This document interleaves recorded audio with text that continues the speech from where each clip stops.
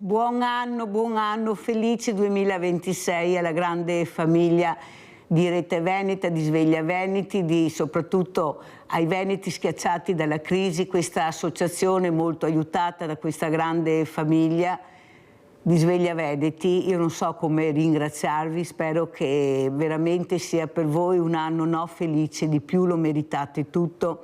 Dalle telefonate si riesce a capire, ecco, soprattutto la fragilità che stiamo vivendo in questo momento. Io questa mattina aprirò con un ospite che voi avete visto da poco, ma che io continuo ad invitare perché spero che questa mamma, dopo tante umiliazioni, patimenti, sacrifici, impegno economico, di tutto e di più, possa riuscire veramente a vedere un po' di luce per questa creatura meravigliosa che è sua figlia Lisa, che non parla ma sente tramite la lingua dei segni. Perché l'ho rinvitata? Eccola qua, Raffaella Bugiol, che ringrazio e saluto. Perché siccome so quante persone sono a casa in questi giorni, anche i politici, visto che abbiamo visto anche il Parlamento vuoto, quasi vuoto, semivuoto, spero che questa voce di questa mamma, che da anni sta cercando di far capire che sua figlia non è diversamente agile, come la chiama Mirello, che molti la chiamano disabile, solo perché non ci sente, che ha tutto il diritto di vivere la quotidianità degli altri ragazzi, dalla scuola al divertimento a tutto. Però purtroppo no, qualcuno non ascolta, non sente, e la risposta è: sua figlia deve andare su certe strutture adeguate per lei. E Raffaella non vuole. Raffaella dice: ma se l'ho già presa da un contesto terribile. Stiamo parlando di 3 fratellini che lei ha adottato, li ha portati a casa tutti e 3 per non dividerli.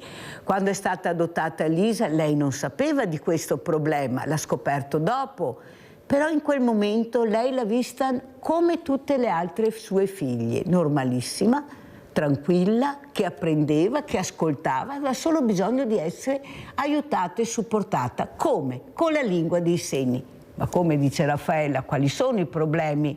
Non ci sono, abbiamo la lingua dei segni a Venezia. E Raffaella inizia a bussare, come qualcuno di voi sa, ma le porte sono chiuse o leggermente aperte. Non conoscono la lingua dei segni. Qualcuno risponde che non sa neppure gli addetti ai lavori che a Venezia c'è l'Università della Lingua dei Segni. E Raffaella rimane sbalordita. Ma come, dice questa mamma? Com'è possibile?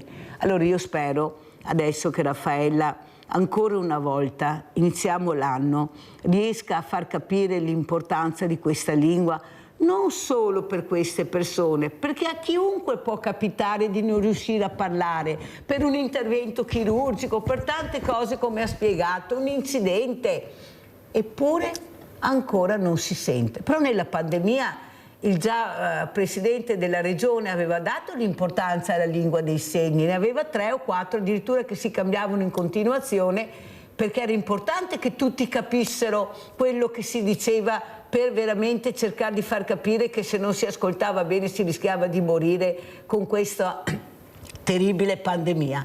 Allora io ringrazio ancora Raffaella di essere qui anche questa mattina, perché io voglio aprire proprio l'anno con queste fragilità. Il nuovo presidente della regione ha detto che sarà molto vicino ai giovani, alle fragilità.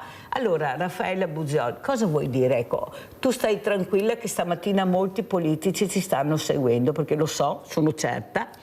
Che appello vuoi fare? Come vuoi iniziare quest'anno 2026 dopo tante difficoltà di tutti questi anni? Prego, Raffaella. Intanto buongiorno, ben arrivati, ben collegati. Io auguro a tutti voi un felice, un tranquillo, un sereno anno nuovo.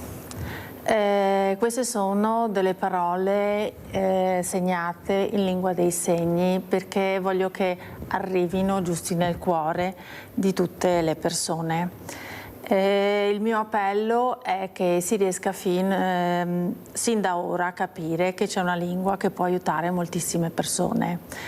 Non è vero che quando si parla di lingua dei segni significa che le sensibilità manchino, anzi noi vediamo ancora meglio con gli occhi e ascoltiamo sia con le orecchie ma anche e soprattutto col cuore. Quando una persona non ha più la possibilità di parlare con la voce come me e te, ci sono delle speranze e queste speranze devono arrivare perché sono risorse che noi abbiamo nel territorio. Come sempre tu hai detto, c'è l'Università Ca' Foscari che è a Venezia ma è anche a Treviso, con risorse fuori dalla porta, ma ci sono persone, uffici che ancora non lo capiscono perché è più semplice metterli in una realtà lontano.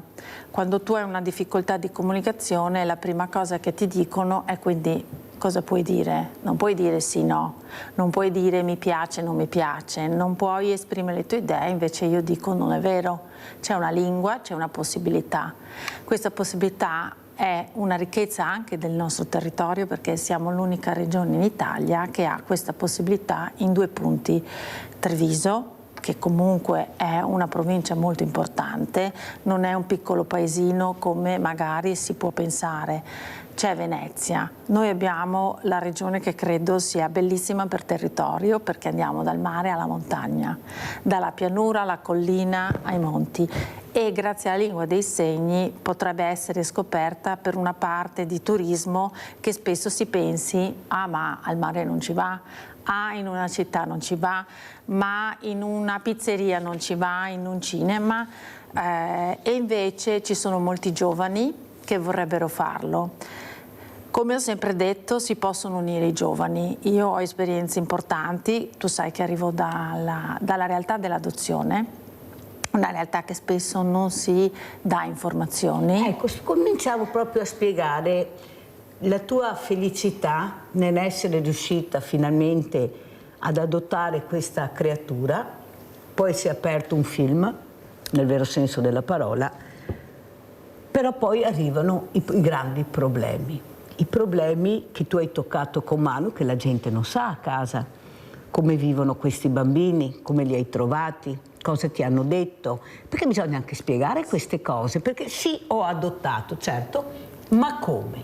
Allora, spieghiamo com'è nata l'adozione, perché io ti ho invitato, perché abbiamo sempre parlato del dopo, io volevo parlare invece dell'inizio dell'adozione, il calvario dell'adozione, nonostante si paghi, nonostante che sembra tutto facile. Prego Raffaella. Allora, è iniziato quando? In che anno? Allora, è iniziato credo nel 2007, quando a un certo punto io e mio marito abbiamo deciso che c'era una volontà in noi di dare una continuazione, ma spesso quando ti rivolgi agli uffici, perché quando tu fai l'iter adottivo sono iter cioè percorsi dove tu hai la burocrazia, il modulo, la compilazione, poi devi confrontarti con la realtà territoriale del distretto, che adesso si chiama ambito territoriale, poi lo chiamano ATS, è un po' una confusione di uffici, e poi arrivi attraverso il tribunale del capoluogo, in questo caso per noi era Venezia. Anche lì tu ti scontri con moduli,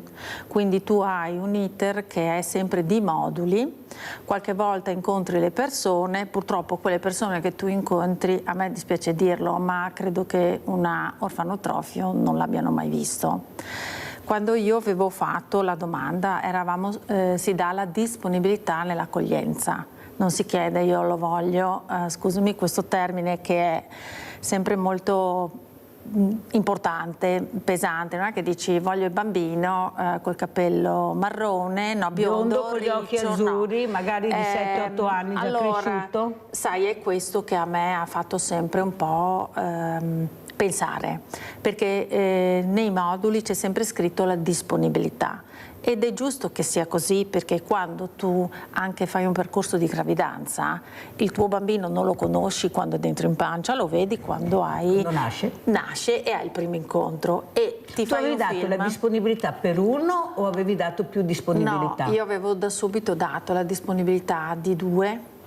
Perché avevo avuto questa esperienza, nasce da quando io avevo avuto 17 anni. Grazie ai miei genitori, che per me sono sempre stati un punto di riferimento, e quindi è per quello che io ci tengo molto alla famiglia. Mi avevano fatto fare i percorsi di educatrice in colonie speciali, dove c'erano bambini tutti in situazioni di abbandono, nel senso che avevano situazioni molto critiche, cioè con genitori che magari erano in carcere oppure erano lontani, perché a volte ci sono dei distaccamenti di lavoro dove i genitori partono per paesi molto lontani, e quindi io avevo fatto per 3 estati sempre come volontaria. Un'esperienza toccante, diciamo. E mi aveva sempre toccato questa cosa. Vuoi perché cosa vedevi? Tanta solitudine, io tanta vedevo tristezza? la tristezza di questi bambini. Gli occhi dei bambini trasmettono molto di più di quello che sono le parole. Quando poi è arrivata la notizia che c'era stato l'abbinamento di 2 bambine, che però dall'emozione avevo capito erano 2 maschietti, quindi ero partita con tutti vestiti per maschietti. Poi mi sono accorta che l'emozione aveva giocato un brutto scherzo, per fortuna avevamo cose neutre.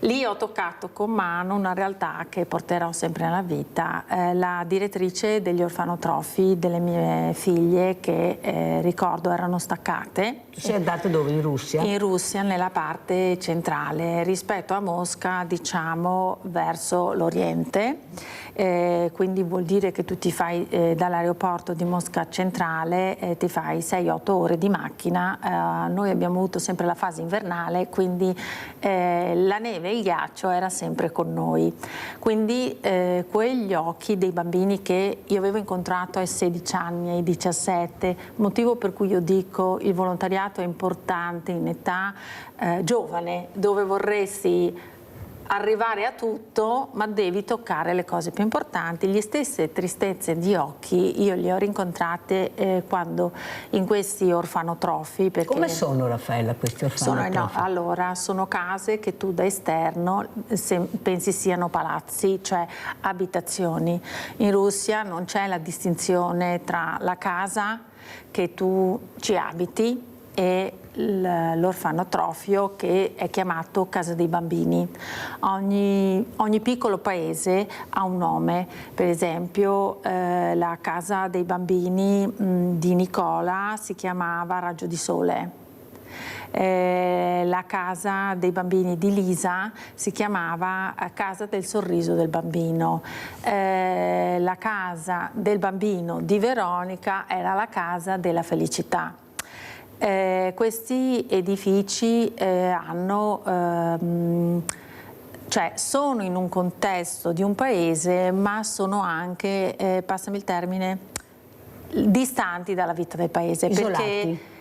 Perché il bambino da lì esce solo se se va ad una visita medica, oppure se compie il 7° anno di vita, e da lì la scuola inizia, perché loro la iniziano al compimento del 7° anno. Quindi mi ricollego a un ospite che tu spesso chiami e che mi fa ricordare il mio passato, Paola Viola. Sì, Paola Viola. Lei ogni volta che racconta dei bambini che lei trova in Africa mi fa pensare ai bambini che io ho trovato, quindi a volte i tuoi ospiti mi fanno riviaggiare nell'esperienza che io ho avuto. Quando io ho portato fuori le mie bambine, perché stavano a 400 km l'una dall'altra, quindi non si erano viste per lungo tempo.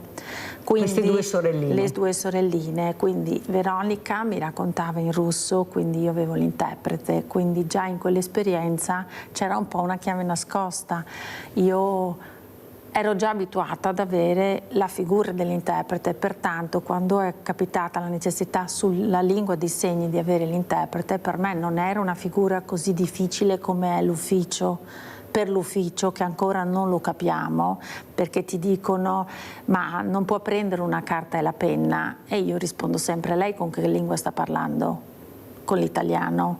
Non è che se io parlo la lingua dei segni devo solo usare la carta e la penna. Il contatto umano di un sì o un no può esserci.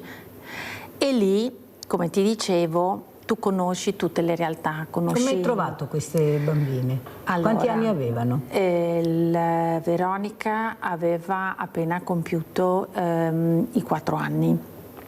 Una bambina che era...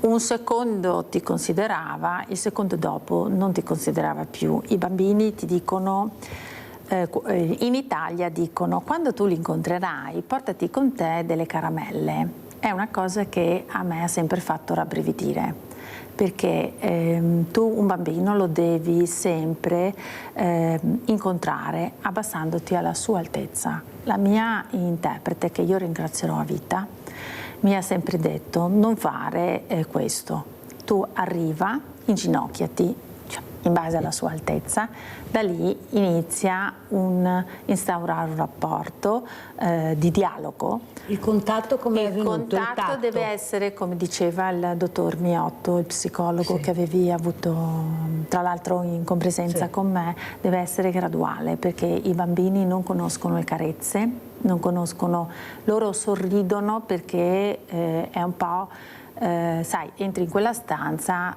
che tu entri in una stanza. Quanti bambini hai visto quando sei entrata? Io allora ho avuto un'esperienza particolare che ringrazierò a vita la direttrice. La direttrice, io non lo so, ho avuto la fortuna di avere l'empatia giusta, quindi spesso lei mi aveva dato una possibilità di rimanere in istituto, rimani un'ora, mentre io avevo sempre la possibilità di 2 o 3 ore, e mi faceva stare proprio in questo stanzone dove c'erano credo 100 bambini, maschi e femmine, dove c'erano bambini con tumori alla testa, bambini con disabilità di un certo tipo, ma siccome Veronica era molto furba, molto capace, lei poi venivano come dire, raggruppati in piccoli gruppi, dove c'era il bambino oncologico, il bambino come Veronica che parlava per 15 persone, che si muoveva per 80 persone, perché lei è sempre stata molto attiva, con molte idee, ma molto sensibile. Quella sensibilità dove il bambino non ce la faceva ad essere imboccato, tra bambini si devono aiutare, perché il concetto era: tu aiuti adesso così impari, quando sarai grande. Il primo rapporto, appunto, anche dialogo, l'hai avuto con più bambini? Con lei e con più bambini, perché loro come ti guardavano questi bambini, Raffaella? Allora, loro ti guardano e tutti ti dicono mamma. Ah, ti chiamano mamma. Perché loro devono essere abituati a non avere un trauma, e credo che sia una cosa molto importante. Quando escono da questa casa dei bambini, loro possono essere tenuti fino al compimento del 7° anno, quindi diciamo scuola materna, i primi 2 anni di elementari nostre, e poi passano in un altro istituto dai 7 anni e qualche mese grosso modo fino ai 18. Come noi tra le elementari e le medie, esatto, solo che loro vanno più avanti. Terminato quello, come succede da noi, borsettina, così come sai, il mondo ti si apre, motivo per cui se tu hai avuto una direttrice e un team di educatori, ma educatori, non con contratto di educatore e poi del ragazzo tu non sai nulla, ci vuole molta formazione, ma ci vuole molta sensibilità. Io credo che nella vita questo faccia la differenza, la sensibilità di accogliere e di capire i tempi. Sono bambini che ti chiamano alla figura femminile tutti mamma. Più che papà, mamma. Assolutamente, la parola papà che si dice arriva papa dopo? In russo arriva molto dopo, ma non ce l'hanno fondamentalmente, perché quando poi loro escono, tu pensa che un bambino poi esce, va alla scuola, ipotesi elementare nostra, cioè vede gli altri bambini che arrivano sempre con le mamme ad essere accompagnati o presi, il bambino che non ha nessuno non può dire ciao, tu educatrice sei venuto da me? Ascolta Raffaella, il bambino o la bambina, la prima cosa che fa, ha paura, ti sorride, ti tocca, oppure è rigido? Come, a parte che ogni bambino avrà il suo modo di essere. C'è chi ti viene vicino, ti tocca le mani, ti guarda, ti tocca il viso, ma ti tocca lui e tu devi un po' aspettare i suoi tempi. C'è chi ti arriva vicino in maniera molto sfacciata e dice: io ti faccio un sorriso, tu mi dai una caramella? Dai, perché sono Però abituati. se tu arrivi con le calze e con i calzini, che sono due oggetti che per me sono importanti, loro arrivano ad essere emozionati e iniziano a piangere, perché la calza, il calzino non è è una cosa preziosa, e quindi ancora ad oggi credo lo sia per quei bambini, perché non è tanto il cibo dipende da quella che è la possibilità di spesa. Il freddo? Non è il freddo, ma per loro sono equipaggiati, nel senso, la giacca a vento, tutte queste cose non gli mancano, però il calzino e la calza per un bambino che io ho incontrato diventava importante. Quindi, Cioè tu invece delle caramelle, se hai il calzino, la calza è una cosa da importante, regalare? è una cosa che le mie bambine, quando io le mettevo con i vestitini, con le gonne e le calze, arrivavano ad avere la febbre. Vediamo chi abbiamo in linea, perché vedo adesso devo aprire il centralino, ma volevo veramente che capiste l'importanza di quello che sta raccontando Raffaella. Lo sentiamo poco, ci raccontano poco, e invece questa mattina racconteremo proprio l'adozione con Raffaella Bugiò. Chi è in linea? Sono Tamara Mirella. Ciao Tamara cara. Ciao, ascoltami, ciao Raffaella. Ascoltami Mirella, io voglio chiedere una cosa alla Raffaella. Tu conosci la mia storia ormai, perché siamo un po' di anni che ci conosciamo. Io voglio chiedere una cosa alla Raffaella. La prima volta che i bambini tuoi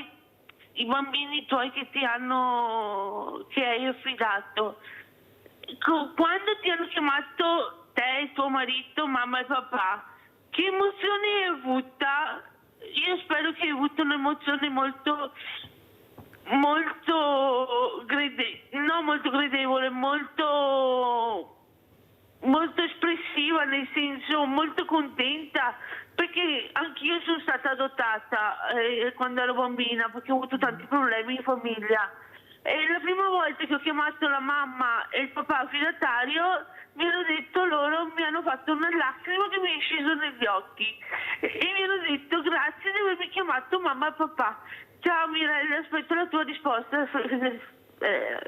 Ciao Tamara cara, ciao, buon anno cara Tamara. Prego Raffaella. Allora, ciao Tamara, sì, è un'emozione un po' particolare, perché passi dal che ti chiamano mamma, anche così in maniera semplice e anche senza pensarci, e poi quando senti un suono che arriva dal cuore tu lo riesci a distinguere. Il mio bambino più piccolo, che ha 8 anni, mi dice sempre tu sei la mia mamma.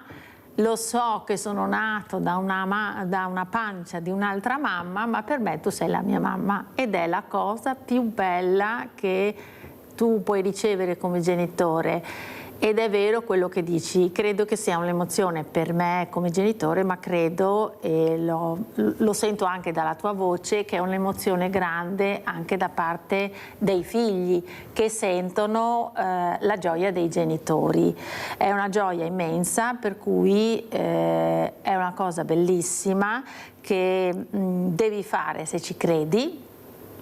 E è vero che gli uffici su questo non lo capiscono, perché io per gli uffici non sono una mamma che può capire, perché non ho partorito i miei bambini, quindi sembra sempre che sia la babysitter. E tu stai dicendo che gli uffici sono molto burocrati, molto tecnici, cioè ti vedono più come numeri che come persone? Vedono come moduli, come schemi, quindi quando io dico Lisa ha necessità della lingua dei segni perché diventa uno strumento per migliorare, così non sarà un costo per la società, la risposta è ma lei è mamma adottiva, come può capire? E io gli dico sempre, ma lei è stata su un istituto, lei è genitore adottivo, no, perché Trovi esserlo... più sensibilità, scusa se corro ma il tempo è tiranno, purtroppo le cose da raccontare sono tante. Trovi più sensibilità quando tu ti approcci a questi uffici, a questi tecnici, a questi burocrati, più sensibilità nelle figure femminili o nelle figure maschili, o è tutto uguale? No, è tutto uguale perché dipende dalla testa delle persone. In questo momento è un po' il misto, nel senso che dipende dal pensiero della persona, da quello che è. Poi c'è la medaglia opposta, ma c'è anche molta confusione, e ci tengo a dirlo, nella realtà adottiva, perché anche tra genitori adottivi a volte è un po' come nella realtà della disabilità, non si capisce mai perché non c'è una voce una sola, univoca come dici tu, ma c'è un po' poi tu da che paese arriva il bambino, ma cosa c'entra, sempre bambino è. Un'altra cosa, allora, torniamo a questo incontro che hai fatto, perché è molto importante e molto toccante. Ecco, questa bambina che tu incontri, che diventerà tua figlia, poi assieme all'altra sorellina, ecco, ti vede, ti parla, finalmente riesci a formare questa unione un pochino. Però poi qual è la difficoltà che incontri quando esci con questa bambina? Allora, e quando l'hai portata a casa da quel giorno? Allora, l'iter dall'incontro al porto a casa con l'aereo dipende dalla regione, che per loro sono dipartimenti, dipende dai documenti tra lo Stato estero e i documenti italiani. Purtroppo noi dobbiamo poi fare dei documenti sugli uffici territoriali che dello Stato estero hanno poca formazione, quindi si inceppa pure il solito modulo. Quanto ci hai impiegato?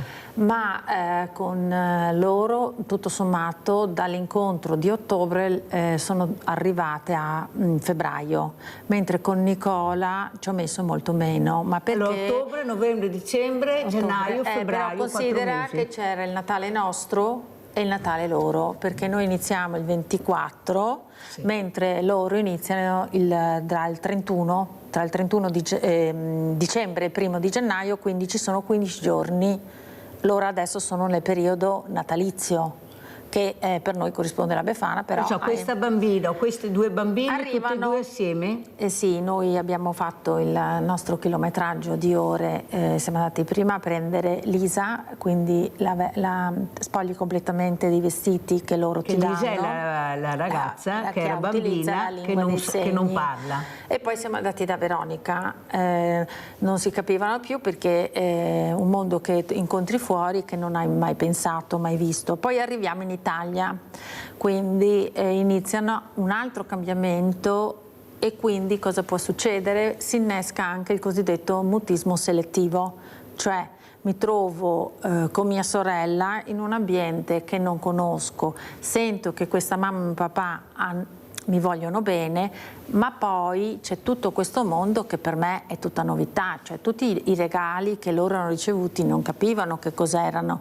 perché ne avevano quelli di quel territorio e non avevano altro.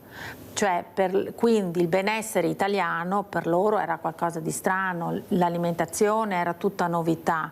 Però Lisa non parlava. Ma Lisa dava dei segni, no, lei aveva appena compiuti 3 anni, quindi cosa succedeva? Io avevo imparato il russo e viaggiavo sempre con questo mini dizionario di russo, quindi lei mi diceva delle parole in russo, io cercavo di capire che cosa diceva, esattamente come facevo con Veronica, io a loro dicevo le parole russe, ma poi venivano dei giorni in cui lei non mi parlava, quindi ho iniziato ad andare negli ospedali, ma negli ospedali ci sono medici che nell'adozione hanno un'esperienza, altri che iniziano a fare ipotesi. Tu non ti eri accorta di niente fino a quel momento, loro non ti avevano detto niente, no, perché Lisa soffriva terribilmente quando è arrivata qui di adenoidi e di tonsille quindi loro ipotizzavano che il clima molto umido di questa regione aveva dato un picco di adenoidi e tonsille tali per cui non bisognava prima operare. Non riusciva a esprimersi? No, lei parlava, ma aveva adenoidi di tonsille ad alta infezione. Quindi cosa succedeva? Dovevamo operarla, ma non si poteva operare perché ogni 3 giorni faceva la febbre. Quindi bisognava aspettare, diceva no, aspetta un attimo, finché finalmente siamo riusciti a operarla. Da lì un medico di Verona mi ha detto: signora, questa ha bisogno di un'ottima logopedia e forse della lingua dei segni, ma si rivolga a un centro ben specializzato. Lui si era accorto che c'era qualcosa che non andava in Lisa, sì, allora. Questo pediatra specializzato di Verona, all'ospedale di Verona, che ringrazierò a vita e che poi ho scoperto era un medico che aveva avuto esperienze missionarie in tutto, diciamo, in molte parti del mondo, aveva detto però, allora io ho detto vabbè, allora vengo io, non è un problema, mi faccio la strada a Verona avanti e indietro. Diceva no, il troppo chilometraggio porta a affaticamento, quindi le terapie non si fanno. Un giorno, nella mia disperazione più totale, portavo Lisa in piscina a fare la piscina nuoto dei 3 anni. Di lì incontro una mamma che ringrazierò a vita. Lei mi ha detto guarda che a Padova c'è un centro specializzato. Allora scrivo logopedia? Sì, di tutta la parte foniatrica. Solo nella parte foniatrica, quindi riabilitazione dopo un intervento, dopo un trauma lavorativo, di incidente stradale, di un KO, di quelli supersonici di vari livelli. Scrivo il giovedì, al lunedì già abbiamo la terapia. Quante persone non sanno che a Padova abbiamo questo centro di fonometria? Specializzatissimi, poi scopro che nessuno lo sapeva, poi quando inizio a portare le carte tutti lo sapevano. Adesso devo fermarti perché dobbiamo andare in pubblicità.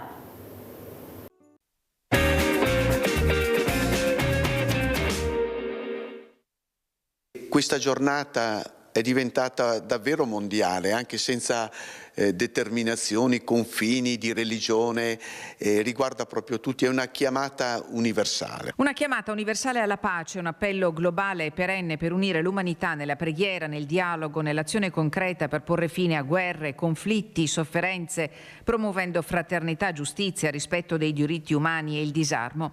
Papa Leone XIV lo afferma, determinato nel suo messaggio per la Giornata Mondiale per la Pace, ha chiamato tutti, anche chi non ha fede, perché la pace riguarda davvero tutti. È il contesto che purtroppo viviamo che ha fatto risvegliare questo grande desiderio, attesa, richiesta e direi anche un cantiere aperto a capire cos'è la pace. A Belluno la diocesi con gli uffici pastorali e numerose associazioni sono pronti a mettere in campo 3 giorni di preghiera, dibattiti e di ascolto il 9, 10 e 14 gennaio. Papa Leone parla di pace disarmata e disarmante, centrando il tema che ormai pervade ogni singolo spazio della vita di ognuno di noi. Disarmata vuol dire che le armi sono una questione. Sono una questione perché chi accumula armi cosa ne fa? Ecco, questa è una provocazione forte di Papa Leone e penso che bisogna partire proprio da questo contesto e da questa problematica. Ci sono scelte che sono chiamati a fare davvero tutti. Lui dice che ognuno dobbiamo scegliere la pace è possibile, la pace è di ogni giorno, superare la logica contrappositiva, la chiama lui, ma riguarda tutti, le istituzioni, gli stati, il contesto internazionale che non comprendiamo più che cosa stia succedendo. Il sito della chiesa di Belluno Feltre approfondisce il programma della 3 giorni dedicati alla pace che si svilupperanno subito dopo l'Epifania e per il nuovo anno l'auspicio e l'augurio di speranza. Un augurio di un senso di partecipazione perché è questione di tutti, quello della pace, e anche la pace è generatrice di umanità nuova, di rapporti nuovi, anche tra stati, ed avere questa visione prospettica e di fiducia e di speranza ci permette anche di far fronte alle assurdità delle armi, di contrapposizioni, di visioni, di tira da una parte, tira dall'altra. Quindi buona pace. E così ci saluta il vescovo di Belluno. Feltre, giornata mondiale della pace ieri, chissà quando arriverà veramente la pace nel mondo. Mi sembra che ci siano più guerre che pace, è una cosa incredibile. Abbiamo in linea Giusy da Rosson. Ciao Giusy. Ciao Mirella, buongiorno a voi. Mirella, non capisco perché, che ho chiesto ancora, che invece andare in Russia a spendere anche molti soldi, non si possono aiutare questi bambini nei nostri istituti, perché ce ne sono tanti, anche di orfani, forse perché hanno paura che si possano chiudere questi istituti perché non hanno lavoro, ma ne avranno sempre lavoro lo stesso, perché è una cosa che uno se ha voglia di adottare non deve andare in Russia, perché è un costo impensabile per una persona, per una coppia che può averne, ma non ha tanti soldi per fare questi viaggi. Non capisco perché ne abbiamo tanti bambini qua e poi quelli lì che vogliono andarsi a fare in Svizzera a destra e a sinistra con le mamme, come si chiamano quelle lì che ti fanno vabbè, non mi ricordo il nome.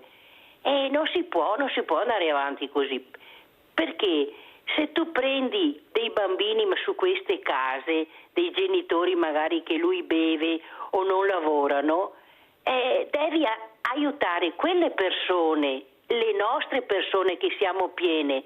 Certo che in Russia ce ne sono tanti poveretti, perché lì veramente c'è un disastro, ma qui da noi abbiamo bambini da adottare e sono qui in Italia, vedono i loro genitori, si fa un po' di amicizia di casa in casa con questi bambini. No, non capisco perché dobbiamo andare all'estero per prendere questi bambini, questo voglio dire. Vi ringrazio. Allora, hai fatto bene Giusy a fare questa domanda, perché come ho detto dall'inizio si sa pochissimo sull'adozione, come avviene l'adozione, cosa costa l'adozione, ogni paese ha le sue regole. Allora, a parte che abbiamo sentito, volevo ricordare che ieri era la giornata mondiale della pace, ecco ma la domanda era anche, ecco, i tuoi figli, perché in Russia sono ortodossi, ecco, come hai gestito anche questa cosa, tu sei cristiana? Sì. È importante capire anche l'importanza che fino a 4 anni questo bambino cresce in una determinata maniera, specialmente negli istituti con la religione ortodossa, poi arriva in Italia e in Italia invece è un'altra cosa. Prego Raffaella, come vuoi iniziare da Giusy? Allora, inizio mescolando un po' tutto, nel senso che Lisa e Veronica hanno avuto il battesimo secondo la religione ortodossa, ma la religione ortodossa è all'interno di tutta questa grande fetta del cristianesimo, quindi significa che la prima comunione io ho avuto il problema perché Lisa aveva l'utilizzo della lingua dei segni, quindi non era accettata nella provincia di Treviso, quindi per la prima comunione e darle la possibilità come gli altri noi ci siamo rivolti ad un prete della zona di Santa Maria di Sala, che tra l'altro oggi attualmente è nella parrocchia di San Zenone degli Ezzelini. Lui ha permesso di fare a Lisa la prima comunione, tra l'altro con l'interprete, e quindi lei l'ha fatta regolarmente. Scatta il problema, se vogliamo dirlo problema, ma questo dipende dal pensiero del parroco, nel momento della cresima, e lì iniziano tutti i problemi perché non sanno in quel momento come dirglielo, ma io ho sempre detto, scusatemi, cioè non ho mai nascosto che ai miei figli che sono adottati, quindi si fanno più problemi gli altri che noi.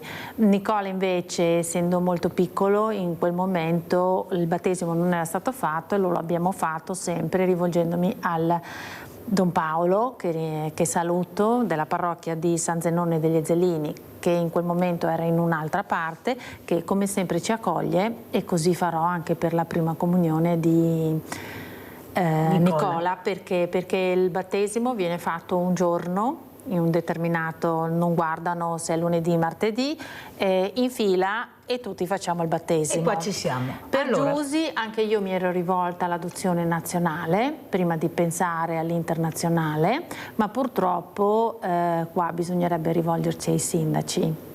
Mi piacerebbe un giorno parlare alla conferenza dei sindaci, perché c'è molta informazione che potrebbe arrivare, potrebbe essere la felicità di molti bambini. Ma economicamente costa tanto un'adozione? Allora, Raffaella? ci sono paesi, è vero quello che dice Giusy, dipende dal paese dove vai, esattamente come il tempo di attesa dipende dal paese. Noi avevamo scelto la Russia perché era quello Stato che permetteva in quel momento viaggi molto diciamo di permanenza allo stato estero limitato di 4-5 giorni, di una settimana e non di un mese o di molte settimane come capita in alcuni stati. Devono essere stati che sono non essere stati europei, perché così è la normativa, e ci sono paesi dove richiedono determinati requisiti, quindi pochissimi possono essere disponibili. Io credo molto, come dice Giusy, ci dovrebbe essere la possibilità. Invece spesso circola un'idea da parte di chi, passami il termine, di queste situazioni non ne ha visto un minuto. Cioè, un conto è dire dobbiamo far la pace, essere insieme, i poveri, i ricchi, i bambini abbandonati e coloro che sono fortunati. Va benissimo. Poi la pace deve essere sempre concreta. La pace è la felicità, l'unione è la felicità. Questi ragazzi devono stare insieme, perché avere la pace, poi trovarci la solitudine. Allora, quello che abbiamo capito, ormai l'ora è terminata, avete visto che è volata a parlare di adozione con Raffaella Buziol. Ecco, quello che abbiamo capito è che ancora adesso è un problema adottare in Italia. Questa è la verità che sta dicendo Raffaella, si sa poco, ne parlano pochissimo, abbiamo tanti bambini come dice Giusy, ma non riusciamo ad arrivare, dobbiamo andare in paesi diversi, in paesi lontani. Allora Raffaella, veramente un minuto per fare l'appello ai politici che ti stanno ascoltando, prego. Ascoltate, perché le informazioni non ci sono e manca tantissima capacità.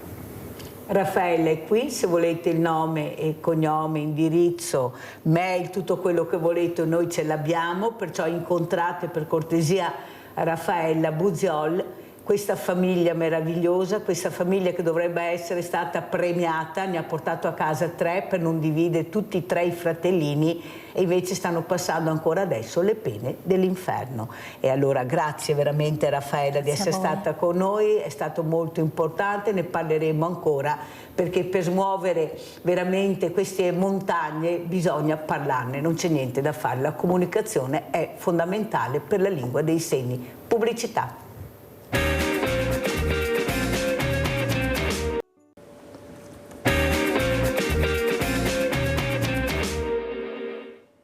E qui vediamo la locandina dove ci sarà questo bellissimo musical lunedì 5 gennaio presso il Teatro di Naorsi a Conegliano alle ore 18, tutto gratuito, ingresso gratuito, soprattutto un messaggio di pace, di misericordia, voluto, autorizzato da Papa Francesco. E vi presento subito gli ospiti graditissimi. Abbiamo in presenza proprio la regista di questo musical, questa donna, un'insegnante oltretutto, che capisce l'importanza di questo messaggio e lo traduce proprio con una sensibilità in un musical, non cosa semplice. Sto parlando della professoressa Antonia Varagnola, nonché regista. Grazie Antonia di essere qui. Buongiorno veramente a tutti. Grazie. Assieme al marito, a Giovanni Rizzo, che ha composto le musiche, anche lui un insegnante, è un maestro, ma un maestro con la M doppia, anzi tripla direi io, perché bisogna anche capire chi c'è dietro questo nome. Veramente grazie e soprattutto ringrazio anche il dottor Andrea Tornielli, direttore editoriale del Dicastero della Comunicazione della Santa Sede. Veramente grazie anche a lei di essere qui, dottor Tornielli. Lei mi dirà, ma cosa ha combinato Mirella? Mirella ha fatto una cosa semplicissima. Mirella ha visto a San Donà questo bellissimo musical che non finirò mai di ringraziare l'Emporio Solidale di San Donà con Gabriella Mauro, la dottoressa Carla Midena, per avermi aperto gli occhi in un mondo dove qualcuno non riconosce più l'importanza di parlare di valori, di misericordia. Ma chi è che ho visto parlare di questo? I giovani. Perché i giovani sono il nostro futuro. Saranno i futuri diversamente giovani, saranno loro. Noi non ci saremo più, noi prenderanno il nostro posto, ma devono iniziare a parlare di valori presto, molto presto, perché hanno bisogno di crescere con i valori. Allora io inizierei proprio da lei, dottor Tornielli, perché lei ha scritto assieme a Papa Francesco questo libricino, questo minuscolo libricino per far capire il nome di Dio è misericordia. Prego, dottor Tornielli. Sì, buongiorno a tutti e innanzitutto buon 2026, che sia un 2026 di pace.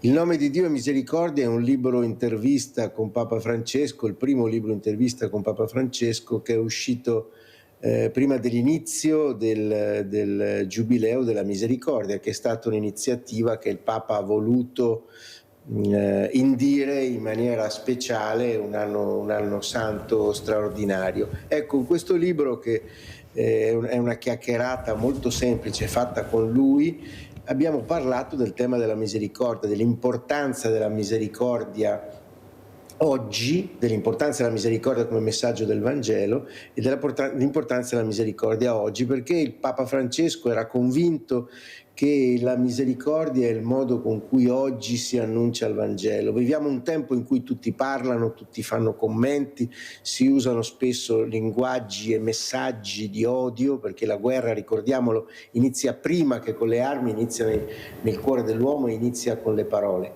Ecco, in questo tempo c'è così tanto bisogno di qualcuno che invece di parlare ti ascolti, di qualcuno che invece di giudicare innanzitutto ti abbracci.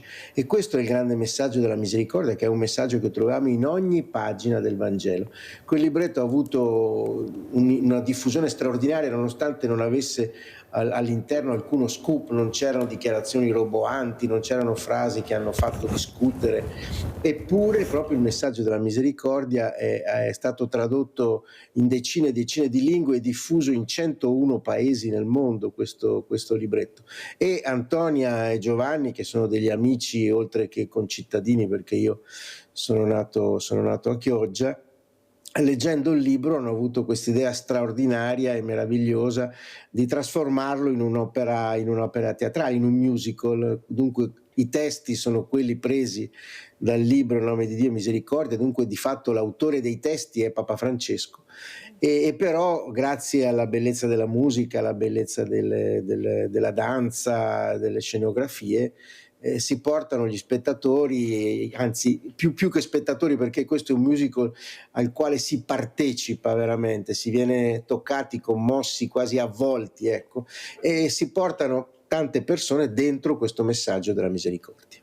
Grazie dottor Tornielli. Allora adesso andiamo dalla regista Antonia Varagnola. Ecco, all'improvviso si apre questo nuovo mondo, un mondo fatto con le parole e sui testi di Papa Francesco. Realizzare un musical, non cosa semplice.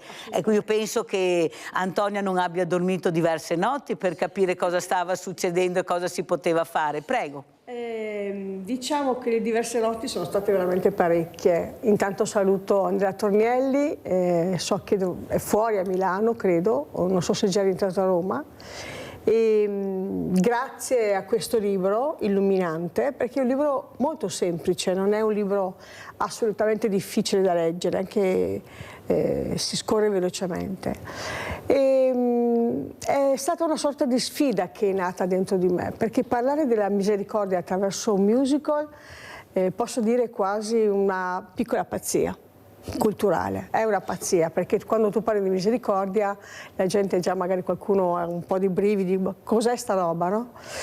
E in realtà non è nient'altro che un tentare di tradurre diciamo in un'opera giovanile, perché è un'opera giovanile, va bene per tutti ma è giovanile, con un messaggio diciamo universale, una maniera per diciamo collegarci a qualcosa che ci possa aiutare, qualcosa che ci possa salvare. E vicino alla misericordia abbiamo inventato la figura dell'angelo, che in qualche modo accoglie le richieste dell'umanità, e quest'angelo è un angelo presente in varie situazioni, anche sia in una forma diciamo eterea, femminile, una forma maschile con una grande danza, e l'angelo ci aiuta ad agganciarci alla misericordia, perché forse noi da soli non ce la facciamo e abbiamo tanta paura di chiedere perdono, di ammettere le nostre colpe, grandi o piccole, e parlare di misericordia non è assolutamente semplice, ecco, tradurla. Per i nostri sacerdoti e per le persone di grande fede questa invece è una cosa molto più semplice. E quindi c'è stata questa sfida che è stata poi accolta dai nostri coreografi, che cito un attimo, sono Barbara Basso, poi abbiamo la nostra Laura De Nicolao e Claudio Pisa, che c'era in trasmissione, e Claudio Pisa, ecco. E poi tutta una serie di attori, di solisti bravissimi. Allora, io devo correre perché purtroppo il tempo è tiranno, Giovanna. Quello che mi ha colpito è la bellezza di questi ragazzi che hanno veramente messo in pratica le parole di Papa Francesco, di questo libro, ma soprattutto l'impegno, la bellezza.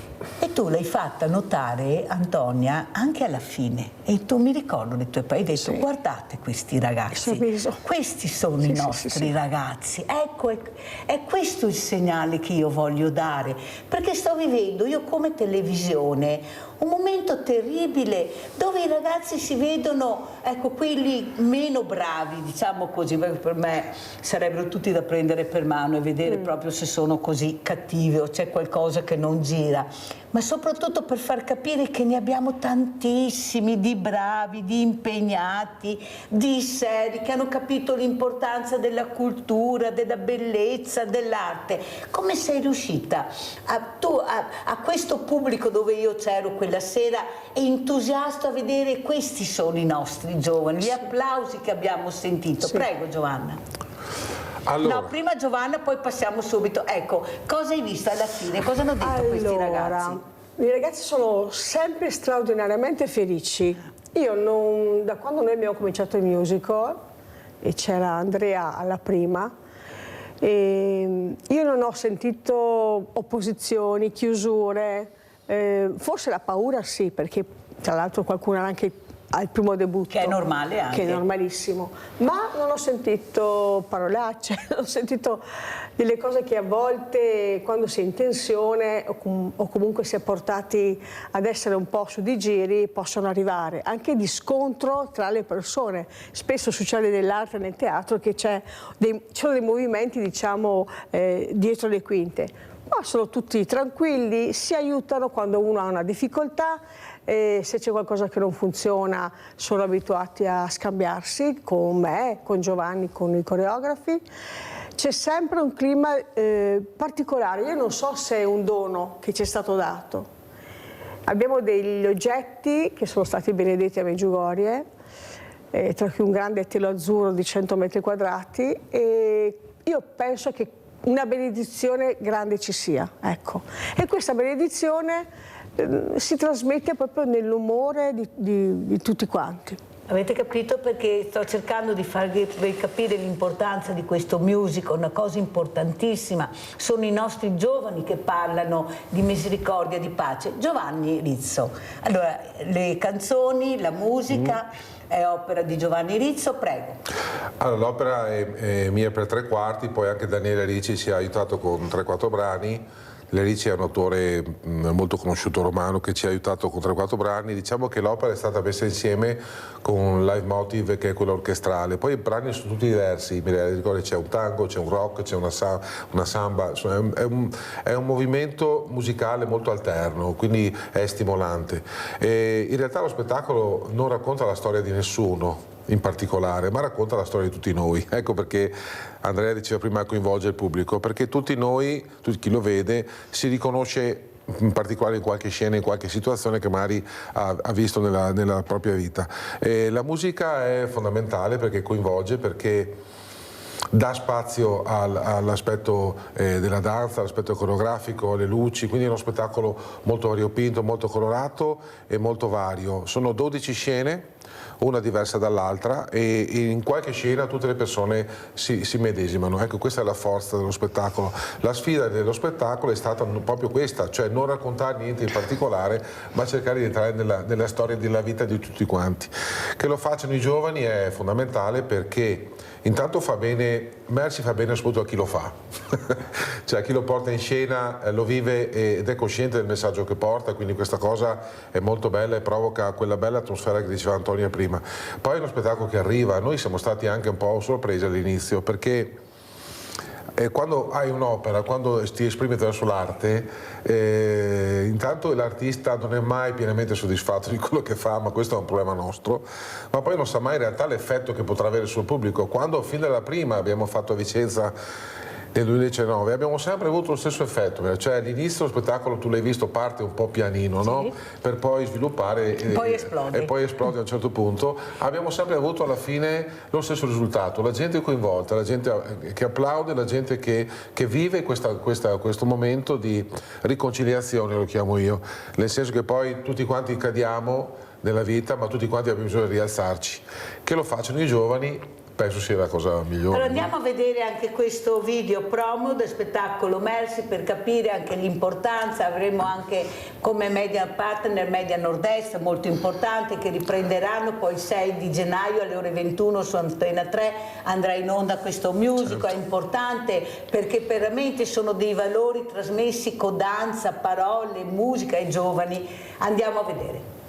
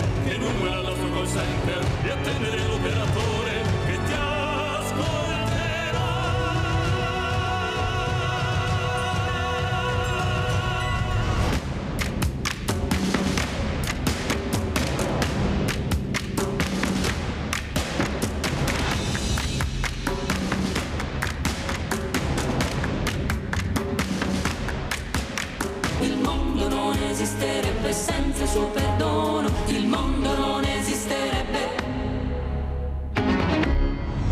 Sì, il Padre tutto perdona, lui solo cancella colpe, io sono la sua immagine. Davanti a noi si apre il cielo di un mattino nuovo.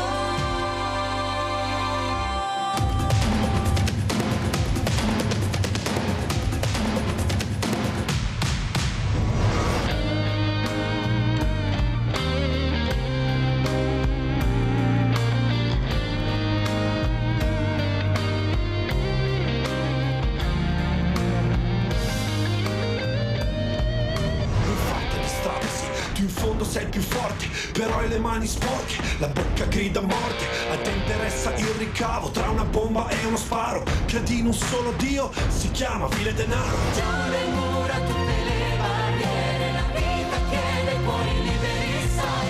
Senti forte ciò che scorre dentro, credi, lotta, spera, Dio è sempre con noi.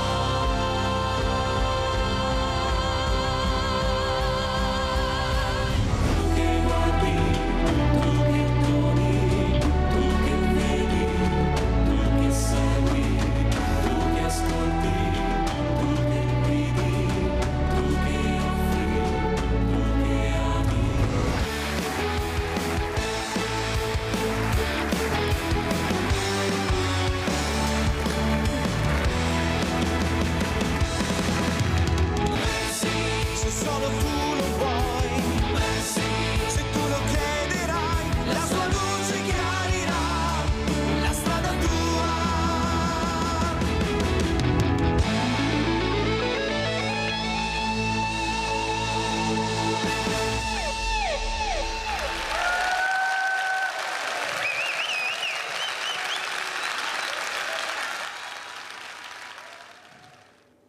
Ecco, abbiamo dato degli spunti per far capire l'importanza di quello che avverrà lunedì 6 gennaio. Vediamo se è collegato il sindaco di Conegliano Fabio Chies, eccolo qua. Buongiorno sindaco, la vedo bello in macchina, sta andando a Cortina sindaco? No. Non sento la voce sindaco? Niente, non riusciamo a fare il collegamento, vediamo di rimetterlo a posto. Allora, dottor Tornielli, quello che è importante, prima ho sentito una frase che mi ha colpito, questo libricino, eccolo qua, sì sindaco, prego. Perfetto. Sì, dicevo, no, sono a Conegliano, Mirella, ho fermato la macchina in un parcheggio per fare il collegamento. Buongiorno, allora, buongiorno a tutti, buongiorno al tuo ospite, graditissimo. Allora, grazie sindaco. Lo stavo spiegando al dottor Tornielli appunto l'importanza per noi di averlo ospite, perché queste parole scritte assieme a Papa Francesco stanno diventando parole fondamentali in un momento, in un contesto molto particolare. Tanto è vero che il 6 si chiuderà anche la porta santa, porta a San Pietro, soprattutto per far capire l'importanza della fine di questo giubileo. È un momento particolare questo, dove c'è un cambiamento epocale, dove vediamo giovani smarriti. Noi non abbiamo mai sentito tanti suicidi. Ho avuto il papà di un ragazzo che si è suicidato, che ha formato un'associazione molto importante per continuare a cercare di salvare questi ragazzi. E io ci credo molto in questo musical, perché prima, e lo dicevo al dottor Tornielli, quello che ho capito, le parole semplici scritte, un libricino che arriva a tutti. Sì, sì. Ma era così Papa Francesco? Sì, sì. È così che è entrato nei nostri cuori, certo, nelle montagne di persone, specialmente i giovani che lo seguivano, certo, cosa che sta facendo anche Papa Leone XIV, sì, ci mancherebbe. Però questo parlare semplice, questo comportarsi come persona normale, questa croce di ferro, queste scarpe meravigliose che lui faceva vedere, ecco, questo anello che non era l'anello d'oro. Cioè, questo sono gesti che entrano nei cuori, perché lui voleva la Chiesa povera. Dottor Tornielli, cosa dice dottor Tornielli? Ma dico che sicuramente il tema della misericordia è legato proprio a tutta la vita di Francesco, a come lui concepiva se stesso e concepiva la vita della Chiesa. Io l'ho definito, anche se il tema della misericordia appartiene al Vangelo e la troviamo nel Magistero di tanti papi, lo stesso titolo, Nome di Dio Misericordia, è un'espressione che Francesco ha preso a prestito da Benedetto XVI, il suo predecessore. Dunque è un messaggio di tutti, ma in lui c'era, insomma, traspariva praticamente in ogni gesto questo cercare di essere vicino alle persone, traspariva prossimità e capacità di ascolto e capacità di accoglienza. Ricordiamolo, Papa Francesco non ha cambiato in nulla la dottrina della Chiesa, eppure è riuscito a dare una svolta, direi, proprio per l'atteggiamento che lui ha avuto, che era un atteggiamento di totale vicinanza e di totale accoglienza, in particolare appunto a quelli che sono più in difficoltà, a quelli meno bravi, a quelli che sono in situazioni situazioni più strampalate. Però questo è ciò che leggiamo in ogni pagina del Vangelo, perché così faceva anche Gesù. Sì. Dottor Tornielli, io ho avuto la fortuna nella mia vita fino adesso di incontrare Papa Francesco e pensi, dottor Tornielli, che l'ho incontrato proprio a Roma quando c'è stato il raduno mondiale dei banchi solidali, degli empori solidali mondiale. Io ho un emporio solidale, perciò sono stata invitata e avevo scritto anche una lettera con una mia amica giornalista e siamo riusciti a consegnarla a un addetto ai lavori, il quale quando siamo entrati ci ha detto: voi dove siete sedute? E io ho detto: non lo sappiamo, adesso ce lo diranno. Io vi consiglio di sedervi dove passa Papa Francesco, che è proprio quel passaggio di Sala Nervi fondamentale. E io ero vicina quando lui è passato. L'ho raccontato tante volte, dottor Tornielli. Quando lui mi ha guardato, ho incontrato proprio lo sguardo di Papa Francesco, io mi sono sentita spogliata. Era uno sguardo talmente penetrante, talmente proprio che ti rendeva che lui stava entrando nella tua anima. E quello che ho visto è che davanti a questa sala enorme c'erano tutte le persone diversamente agili. Ecco, lui li ha voluti tutti davanti. E là si capisce la profondità dell'uomo. Non a caso lui proviene dalle favelas, lui sa cosa vuol dire, no? La povertà, la miseria, non avere niente. Forse anche questo che traspariva col suo modo di fare, di andare a comprare un libro con una macchina tranquilla, beato, senza... Cioè questo suo essere la quotidianità. Noi non sentivamo il Vaticano, la Santa Sede lontana, certo, perché questo lui trasmetteva. Noi eravamo vicini, eravamo là con lui, o sbaglio, dottor Tornielli? No, questa era una cosa, è forse la cosa che più si ricorda di lui, e la capacità di parole, ma prima ancora di parole, di gesti che vanno direttamente al cuore delle persone. E credo che il musical Mercy sia un esempio di questa capacità di andare al cuore delle persone, e credo che sia anche molto bello che Conegliano lo ospiti anche con un ingresso gratuito, per cui è anche una bella occasione di un regalo per l'Epifania, veramente molto bella. Sentiamo allora, vediamo se il sindaco Chiesa è riuscito a collegarsi stamattina. È anche bravo questo sindaco, e lo dico perché è la sensibilità con la quale ha cercato di capire subito cosa Mirella chiedeva. Diceva: fammi il piacere, dammi sto teatro, non so dove andare, io voglio farlo vedere a Natale o al massimo all'Epifania, perché dobbiamo partire nel 2026 con questo messaggio. E lui mi ha detto subito, e lo dico a Giovanni e anche a Giovanni e anche al dottor Tornielli: e che problema c'è? Te lo do io il teatro, vieni al Dina Orsi perché è l'unico che ho a disposizione. E lui si sta attivando, perché pensate, riusciamo a fare tutto in una settimana, non è che abbiamo impiegato mesi, anche se voi sapete che a Mirella piace molto lavorare sul brevissimo termine che non sul lungo termine. Ecco, si ottiene di più nel brevissimo termine che nel lungo termine, arrivi e hai perso tutto per strada. Però comunque grazie veramente, sindaco. Cosa vuole dire sia al dottor Tornielli che alla regista, il compositore delle musiche? Prego, sindaco Fabio Chiesa. Ciao Mirella, di nuovo volevo ringraziare tutti e anch'io ho un ricordo di Papa Francesco perché lo incontrai a Roma in Sala Nervi come te quando portammo il presepio di Parè, che è una località di Conegliano, proprio in Vaticano ad esporlo, e devo dire che ho provato le stesse sensazioni di cui parlavi te, una persona con un'aura incredibile, con una capacità di entrare dentro ognuno di noi, bastava che ti guardasse. Io ho avuto il piacere di stringergli la mano, mi ricordo è stata una sensazione che non avevo mai provato nella mia vita.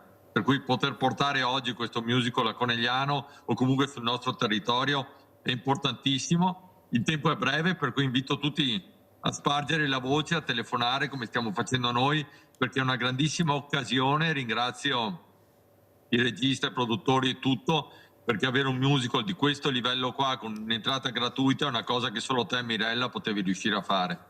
Beh, veramente devo dire grazie agli sponsor più che a Mirella, perché non è facile, ma ci siamo riusciti, ma soprattutto l'importanza di capire che questo invito è rivolto soprattutto, Sindaco, alle fragilità, ai diversamente agili, ai diversamente giovani, come li chiamo io, a tutte quelle realtà, ai volontari che non vengono mai premiati. Certo. Ecco, questo è un regalo che noi vogliamo fare anche al mondo del volontariato, certo, così spesso dimenticato, ecco, specialmente dalla politica. Noi vediamo premiare, glielo dico, Sindaco, persone, dico, ma questa cosa che ha fatto, faccia questo premio, mentre non si guarda che a fianco hai un mondo di persone, ma non in quanto il premio in sé, ma la riconoscenza di quello che fanno. Ecco, questo musical è rivolto a loro, perciò io la prego di invitare a Conegliano, l'abbiamo visto quando lei ha fatto le associazioni di volontariato nelle piazze, la potenza che ha anche Conegliano, di invitarli tutti, le squadre, di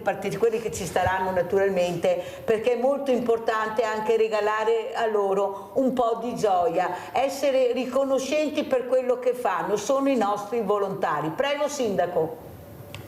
Assolutamente sì, se posso essere anche un po' più cattivo di quanto lo sei stata te, non solo dimenticati, ricordati solo quando serve, che è peggio ancora, quando serve ricordare qualcosa di buono. Penso che vadano ringraziati tutto l'anno, perché senza di loro non saremmo in grado di erogare tutti i servizi che facciamo. Io ricordo solo che tutti i volontari, ricordo solo quelli che accompagnano i nostri malati. Ci sono tantissime associazioni che si occupano di accompagnare i malati, a fare le visite, a fare le cure, cose che ormai le famiglie fanno fatica a fare perché siamo tutti al lavoro. Se non avessimo questi, penso proprio che molti di noi dovrebbero stare a casa dal lavoro per aiutare le persone malate. Per cui grazie a questi, grazie a tutti coloro che si occupano delle persone disabili, perché se ne occupano tutti i giorni, in età minore e poi in maniera ancora più difficile in età maggiore, quando sono maggiorenni non trovano delle strutture adatte, per cui famiglie intere che si sacrificano, amici, volontari e tutta quella rete di protezione, di sussidiarietà che è fondamentale e che viviamo in particolare sul nostro territorio, che è un territorio ricchissimo di tutto ciò. Sindaco, cos'è che le fa più paura? Cos'è che teme più in questo momento? Perché io sarei anche un po' stanca di sentire e di dare importanza a questi ragazzi, hanno una visibilità enorme a mio avviso, sono pochi, sono gli stessi, lei fa parte di un partito che fa parte anche del governo, ecco che se non si riesce a fermarli, come si fa a non riuscire a fermare pochi? Perché alla fine cosa abbiamo? I numeri sono veramente miseri, sembra quasi che ci sia una volontà che deve apparire il peggio della gioventù che abbiamo, ma non è vero, ma non è assolutamente vero, io lo difendo tutti i giorni, tutte le mattine con i buoni esempi, però i buoni esempi si fanno fatica a far vedere, lo dico anche a voi sindaci, ecco, dovete impegnarvi di più a far vedere i buoni esempi, non a puntare sui cattivi esempi, magari cattivi esempi accompagnati dal buon esempio, sono i giovani, sono loro che devono accompagnare questi ragazzi che si comportano male con buoni esempi, penso allo sport, alla musica, all'arte, alla bellezza, e non abbiamo soldi. Come non abbiamo soldi? E i soldi, se si vogliono, si trovano, sindaco, lei lo sa benissimo. Siamo nella regione del vino, dove veramente io non so quante bottiglie saranno state vendute, perciò anche queste persone dovrebbero investire sul futuro di questi giovani, aiutare i sindaci a sponsorizzare eventi e manifestazioni dove brilla la bellezza della persona in generale parlo. Prego, sindaco.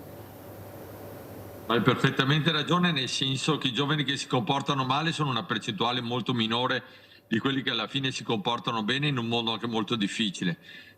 E guarda, noi abbiamo dato borse di studio, facciamo molte cose come fanno altri sindaci. Il problema è che dobbiamo cercare di valorizzarli ancora di più e dobbiamo cercare di fare in modo che anche i mass media puntino di più sulle cose positive. Io so, soprattutto sui giornali, che fa più notizia magari un accoltellamento piuttosto che 10 persone che prendono il massimo dei voti a scuola, però dovremmo lasciare uno spazio dedicato anche a queste cose qui, perché fa notizia la cosa negativa, ma deve iniziare a fare notizia anche quella positiva.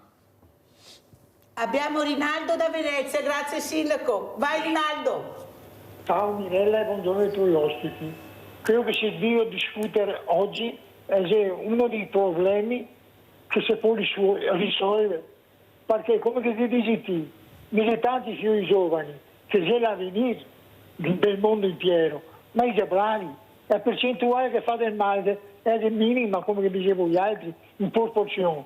E ora, se la va a far vedere, per i fiori volenterosi, per normali, va bene, che fa tante belle robe, che studia, i volontari, aiuta la gente. Purtroppo, queste robe che ne fanno non interessa a nessuno. E in più, in televisione che sbaglia per me, che non è la tua, va bene, gli acclama chi che coppa, chi che massa, chi che roba, diventa eroi. E va avanti anni e anni a parlare di chi che ha coppa, che ha massato, ma cosa ne interessa agli altri, povera gente, a sapere i processi di 20 anni fa, ma che esempio vediamo i fiori, va bene, mi fa vedere Gomorra per televisione. Droga, si coppa, skate che gira, donarsi e tutto, ma che esempio ti dà? Allora che non so, un bigotto, però dai, non c'è mai state robe, e deve sempre stare, ma si scondò, nessuno sapeva. Adesso fa più clamore uno che coppa suo pane e suo mare che uno che aiuta uno con una carrozzera a fare i ponti a Venezia. Ma dove siamo noi? Siamo noi altri greci che non vediamo le opportunità di fiori di fora. Come che ti dici accompagnare, perché se tutto a pagamento, ma se non hai possibilità, bisogna accompagnarli al bello, al vivere bene, al capire che aiutare la povera gente che impenisce il cuore, tante robe, perché robe viene tante sorelle, perché viene tantissime, guarda cosa che è in giro adesso, viene di tutto. Grazie caro Rinaldo, fammi andare avanti, come vedi ho tanti ospiti. Dottor Tornielli, eppure nel messaggio di Papa Francesco, ma lo vediamo anche con Papa Leone XIV, noi vediamo tanti giovani, ma dove sono dopo? Perché non riusciamo a unire le forze, dottor Tornielli? Guardi, io sto parlando del mio banco solidale, ma di tutte le associazioni di volontariato che sono senza giovani, non arrivano al mondo del volontariato, ne abbiamo pochi, tutti hanno paura perché non c'è il dopo per l'associazione, anche le Proloco piangono questo. Come mai non si riesce a unire? Eppure i giovani ci sono, come possiamo fare per intrigarli di più, perché si avvicinano di più al mondo del volontariato? Perché queste erano le parole di Papa Francesco. Dove sono alla fine tutta questa moltitudine di giovani che vediamo perché ci sono? Prego, dottor Tornielli, cosa dice? Io credo che sia sarebbe necessario un cambiamento di cultura e purtroppo viviamo immersi in una cultura che è quella digitale, che è quella dei social, che porta a un isolamento, un isolarsi sempre di più, ma questo non è soltanto, i social hanno anche tantissime cose positive, la cultura digitale ha tantissime cose positive, ma ciò che ci siamo portati a fare, perché i potenti di questo mondo dal punto di vista del potere economico, che cosa vogliono? Ci vogliono tutti isolati a casa e tutti bravi consumatori che grazie al computer o al telefono guardano l'immagine delle cose che più gli interessano e soprattutto le comprano. E per far questo c'è bisogno di creare un rapporto diretto fra la persona e chi produce o chi crea e vende. E ciò che è venuto a mancare in questi decenni sono stati tutti l'importanza dei corpi intermedi una volta, e cioè voglio dire le comunità, le parrocchie, le comunità, le associazioni di volontariato capaci di creare un tessuto sociale. I partiti, la politica oggi è diversa, è molto più tra virgolette americana, è molto più da spot televisivo, da spot o da spot digitale per il web che da rapporto a porta, rapporto personale con le persone, con i territori. Ecco, la famiglia, le comunità, tutti i corpi intermedi sono sempre stati un antidoto contro il fatto, contro l'isolamento della persona, e anche un antidoto contro il fatto che chi ha il potere poi ti racconta quello che vuole, perché comunque l'essere insieme, il trovarsi, il parlarsi, il vivere rapporti reali, non soltanto mediati attraverso la cultura digitale, è un grande antidoto perché ti aiuta a scoprire aspetti della realtà.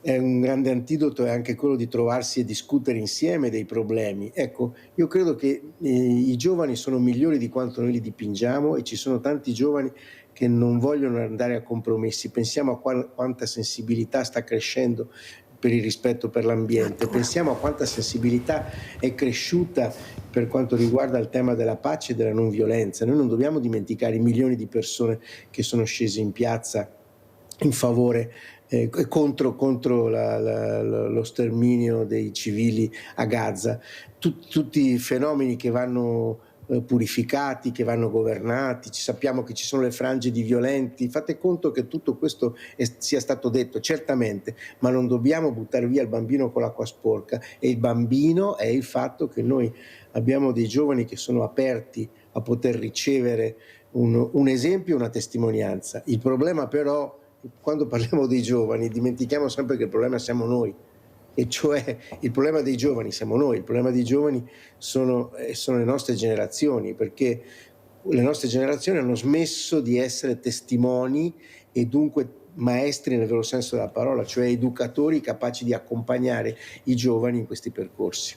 Grazie veramente dottor Tornielli per quello che ha detto. Poi vediamo se riesco a farle sentire l'intervista del professor Calò, Antonio Calò. Cosa ha detto il professor Calò? Vediamo se dalla regia riescono a trovarla, perché è molto importante sentire cosa ha detto questo professore, che fa capire che forse sono gli adulti l'esempio sbagliato, non i giovani. Abbiamo Gino da Bassano. Ciao Gino. Pronto? Pronto? Sì, prego. Lei è Mirella che parla, sì, no? Sì, sono io. No, ciao Mirella. Ciao. Tanti saluti, brava per quello che fai. Grazie. Dai, ti ho visto a Bassano del Grappa, vicino all'Ossario, tempo fa. Prego, Gino. Sì, io sono un ex fornitore del Vajont, pensa. Dai? Sì. Ecco, pensa che l'ultimo giorno ho raccolto un bambino sotto le foglie l'11 di novembre del 63, ho raccolto un bambino sotto le foglie. Pensa a te. Prego Gino. Tanti auguri Mirella, ciao. Grazie caro Gino, grazie. Queste sono le telefonate che mi rincuorano, che fanno capire l'importanza, ecco, che la gente capisce quando fai un buon esempio, la gente segue, non siamo così stupidi come qualcuno pensa. Ma soprattutto volevo chiedere alla regia se riesce a trovare l'intervista al professor Calò, Antonio Calò, mi fate una cortesia. perché è importante e voglio veramente questa intervista, io la metterò, l'ho messa già diverse volte ma la metterò ancora, perché qualcuno deve capire che non sono i giovani che stanno sbagliando e se ci sono questi esempi negativi c'è un perché. Io ho parlato con questi ragazzi, Giovanna, anzi ho avuto, qualcuno dice, il coraggio di sedermi vicino, sì, mi hanno guardato come questa cosa vuole, droga, cioè, tutti ci evitano, questa si siede vicino e la prima cosa che ho fatto li ho toccati, li ho abbracciati e loro subito, allora in quel momento ho capito, chissà quanto tempo sarà che nessuno dà un abbraccio a questi ragazzi. Sì, sì. E poi loro guardavano, avevano gli occhi bassi, Giovanna, non mi guardavano. Allora io gli ho preso il mento e l'ho tirato su e ho detto ma che bello che sei. Sapete cosa facciamo ragazzi? Andiamo a berci una bella cioccolata, un caffè, quello che volete, dai alziamoci da qua. E in quel momento Giovanna, loro si sono alzati e quello io... Ecco, è quello che voglio dire. Allora, loro non mi conoscevano, era la prima volta che mi vedevo. Qualcuno mi ha detto sei fuori di testa, poteva arrivarti una coltellata. Io neanche ci ho pensato a questo minimamente. Ma soprattutto nel momento che loro non erano più seduti in quel posto, in quel preciso posto, ma all'interno di un bar, lungo il percorso, non erano più visti come quei ragazzi di quel... erano visti come ragazzi. Normali. Nessuno si notava più niente. Ecco, forse è quello... Abbiamo messo l'etichetta quel ragazzo in quel posto, forse dobbiamo noi andarli a prendere da quel posto. Cosa dici Giovanna? Antonia o Giovanni? Scusa, no, Antonia. Si scambiano sempre. Sì, è normale. Antonia. È normale. Allora, dico che ci sono delle persone che hanno un grande cuore, una grande ispirazione, che hanno come loro predisposizione, e lo abbiamo anche tutti i giorni, l'amore verso il prossimo e la dedizione verso il prossimo. E l'esempio dell'abbraccio, per esempio, è interpretato anche nel musical, l'abbraccio tra i due fratelli che si odiano, che sono uno contro l'altro, se pensiamo alle lotte intestine dentro le famiglie per l'eredità. Ecco, questa è una cosa che Papa Francesco ha proprio evidenziato del figlio del prodigo. E a volte noi diamo dei brutti esempi perché comunque siamo, come diceva Andrea Tornielli, ha fatto un discorso bellissimo, Andrea tra l'altro, e siamo catapultati e catapultiamo i nostri figli dentro una realtà che è semplicemente una realtà di grande consumo e di poca crescita culturale e umana. Siamo già fortunati noi perché queste cose comunque le abbiamo, ci sono state insegnate dai nostri genitori, nella loro semplicità, nella loro appartenenza o alla pesca, al popolo dell'agricoltura, alla montagna, quindi questi valori noi li abbiamo tutti quanti, ma è vero che non riusciamo a trasmetterli perché per trasmettere dobbiamo essere testimoni, cioè dobbiamo noi trasmettere per primi i valori. Se poi io do soldi a mio figlio e non gli insegno a lavorare oppure non lo porto con me all'emporio o a lavorare per qualcuno, a imparare la solidarietà verso l'altro, difficilmente mio figlio imparerà questa cosa. E quindi il primo esempio è assolutamente quello che noi siamo, quello che noi vogliamo trasmettere, perché poi alla fine, diciamocela qua, non ci rimane mica tanto in mano, perché arrivano le malattie, arriva la Santa Morte per tutti e quello che rimane sono le opere che noi riusciamo a fare di bene e di misericordia per gli altri, per noi stessi, per gli altri. Ecco. Quindi il valore di tutto, dei gesti che noi facciamo, anche minimi, a volte anche nascosti, perché c'è qualcuno che fa queste cose anche in maniera molto più intima, meno diciamo così esterna. E solo attraverso l'esempio noi possiamo portare misericordia e speranza, perché ricordiamoci che Papa Francesco ha unito questi due anni meravigliosi. Papa Leone sta portando avanti il messaggio di Papa Francesco arricchendolo della sua, diciamo, chiamiamola giovinezza, ecco, della sua capacità culturale ovviamente diversa rispetto a Papa Francesco, ma molto legata, perché è stato legatissimo a lui. È un percorso che continua, Antonia? Assolutamente sì. Lo sento, lo vedo il nostro nuovo Papa con il viso molto affaticato, molto probabilmente intristito dalle guerre, dalla nella non capacità di poter cambiare qualcosa in maniera, diciamo, diretta, è un uomo di grande energia. E invito tutti a seguire la buona strada, ecco, cioè, buon esempio.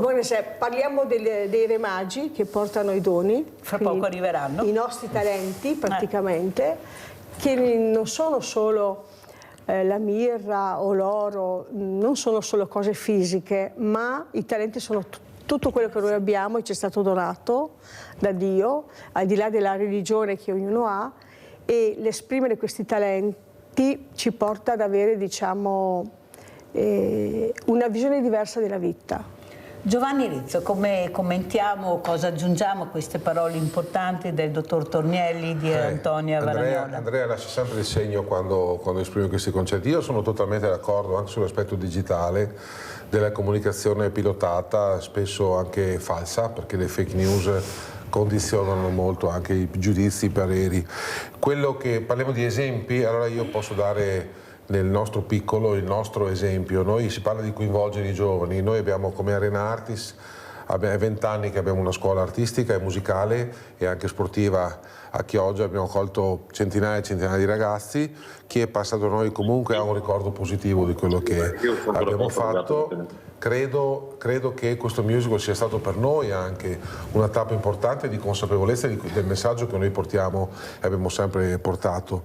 Un'altra testimonianza che do è che per esempio questo musical è fruibile anche dai gruppi parrocchiali o comunque teatrali, perché una cosa importante che Papa Francesco ha scritto è che bisogna portare il messaggio fuori dalle parrocchie, dove non è che faccia male alle parrocchie ovviamente, però ha bisogno di coinvolgere il tessuto sociale e civile, non strettamente legato agli oratori, perché gli oratori, come ha detto Andrea, si sono un po' svuotati, un po' trascurati dalle famiglie. In realtà sono quei posti, quei punti di riferimento in cui tanti giovani avevano un colloquio, avevano un rapporto diretto col sacerdote o anche solo con gli amici, col catechista, con chiunque.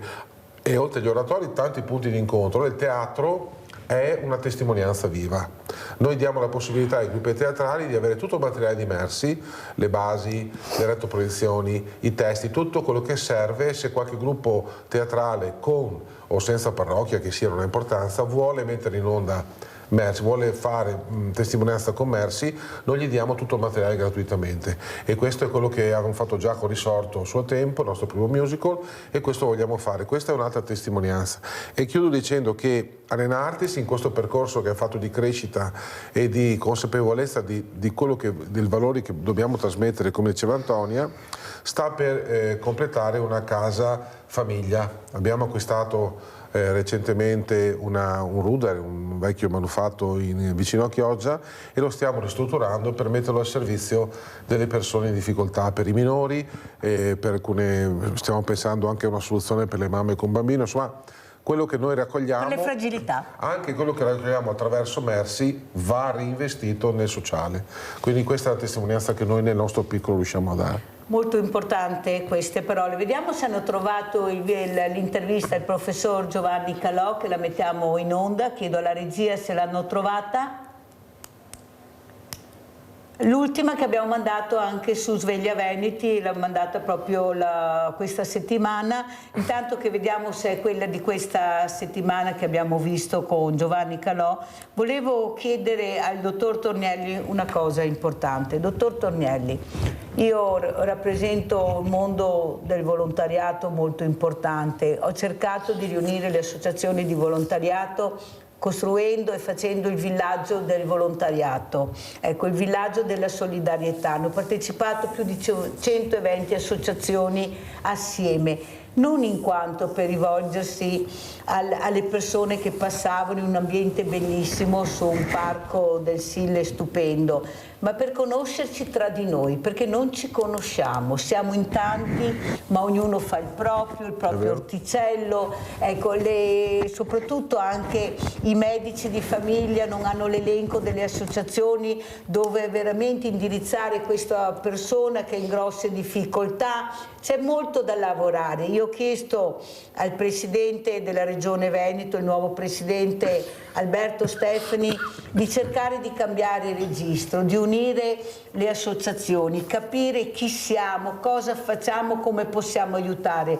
Perché vede, dottor Tornielli, io non voglio essere pessimista, però vedo dei numeri che mi fanno rabbrividire. La povertà sta aumentando in maniera incredibile, nessuno ne parla. Sono persone che lavorano, che non riescono più ad arrivare alla seconda settimana del mese, e per fortuna ci sono questi empori solidali, queste parrocchie. Poi abbiamo le fragilità che non riescono a collocarsi con il lavoro. Io dai 40 ai 55 ho tutti i magazzinieri, non riesco più a inserirli. Tutti chiedono manodopera, quando io dico ma chiamatemi che vi do i nomi, nessuno mi chiama.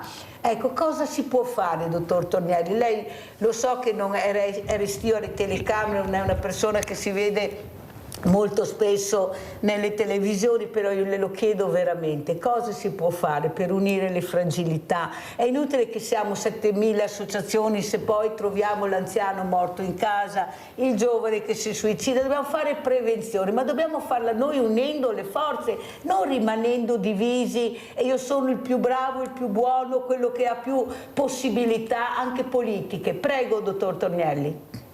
Io credo che questo sia uno dei punti fondamentali su cui veramente insistere, e cioè la necessità per il bene di fare rete.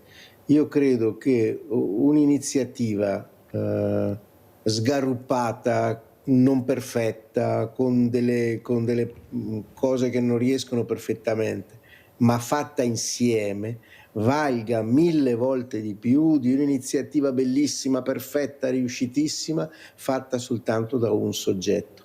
Perché l'essere insieme tra realtà diverse, chi si occupa della realtà del volontariato di cui stiamo parlando, del terzo settore, l'essere insieme ha una forza enorme, e noi l'abbiamo visto con i media vaticani che io dirigo per lavoro nel periodo del Covid. Cosa abbiamo fatto? Abbiamo ricordato l'esperienza che Radio Vaticana aveva avuto durante la Seconda Guerra Mondiale, quella di cercare di mettere in contatto le persone, i parenti che cercavano i dispersi in guerra, e abbiamo creato, pur essendo tutti noi nelle nostre case, perché anche noi eravamo sottoposti al regime di dover rimanere chiusi in casa per paura della pandemia. Ecco, abbiamo cercato di creare dei programmi radiofonici che mettessero in rete le persone, permettendo alle persone, alle associazioni di raccontare ciò che stavano facendo, semplicemente per far capire alle persone di quella città o di quella zona che c'era questa possibilità, che c'erano dei volontari disposti a girare a portare i pasti, a girare a poter aiutare. Che cosa significa questo? Che noi dovremmo avere di più dei media capaci di aiutare a fare rete, dovremmo avere di più una politica che dovrebbe capire che questa capacità di mettere in rete il bene è l'unico modo per poter sopravvivere, per fare veramente qualcosa di buono nel sociale. Per cui anche proprio come indicazione agli educatori, a chi opera in questi settori, alle scuole, fare rete è la vera risposta, perché le persone che sono disposte a impegnarsi ci sono, le persone che si impegnano ci sono. Quello che manca è che questo bene possa emergere, che sia capace di collegamento, perché questo significa una grande potenzialità. Grazie, dottor Tornielli. Allora, vediamo l'intervista del professor Giovanni Calò, poi commentiamo. Si diventa violenti, perché si coltivano pensieri violenti, poi si passa alle parole violente, e poi si passa alle azioni violente. Vuol dire che da anni i giovani respirano un'aria di violenza, e quest'aria di violenza non è loro, L'hanno respirata da quando erano bambini. Conosce bene il mondo dei giovani il professor Calò, lui che è stato ed è tuttora a contatto con i ragazzi anche per il suo impegno alla guida della Fondazione Venezia per la Pace. E allora, di fronte ad una violenza sempre più diffusa tra i giovanissimi, anche nella sua Treviso, mette in fila le responsabilità di quanto sta succedendo. Gli adulti, e qua c'è un problema enorme, gli adulti non sono testimoni sani. Gli adulti, noi giovani, non scarichiamo sui giovani ciò che è nostra responsabilità. Azioni, parole, pensieri di violenza che hanno permeato la vita dei ragazzi. La violenza, dice Calò, domina il mondo di oggi, a partire dai social. Si sono immersi in questo mondo o sono stati immersi in questo mondo e poi le conseguenze le vediamo. Ma io credo che il giovane abbia bisogno di testimoni diversi. Mancano le situazioni di incontro, se non in un mondo artificiale dei cellulari, e anche in questo caso per il professor Calò non bisogna far ricadere le responsabilità sui ragazzi. Siamo noi che abbiamo costruito questi aggeggi infernali, se posso usare questo termine, che spesso diventano infernali proprio perché creano dipendenza. È una droga, ma anche per noi adulti è ormai diventata una droga. Sono droghe pesanti. Nonostante questo quadro, per il presidente della Fondazione Venezia per la Pace non è troppo tardi per invertire la rotta, per cambiare le cose attraverso l'accoglienza, il dialogo, il confronto. Non dobbiamo avere l'illusione di cambiare il mondo così. No, non si può cambiare il mondo così. Però dobbiamo avere la convinzione che ognuno di noi può cambiare. Antonio, vedevo che eri veramente toccata da queste parole, sono parole veramente che fanno vedere quella che è la realtà, è l'uomo, è l'esempio, questo esempio sbagliato che sta dando l'uomo, la donna, la persona in genere, l'adulto. Prego.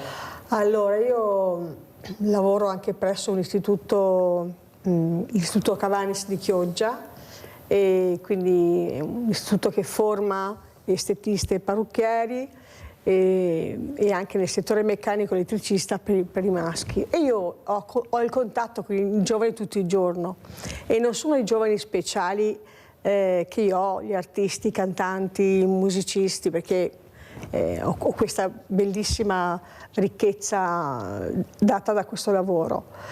E ho contatto con ragazzi che hanno tantissime difficoltà di dipendenza, quello un po' l'ha detto il professor Calò.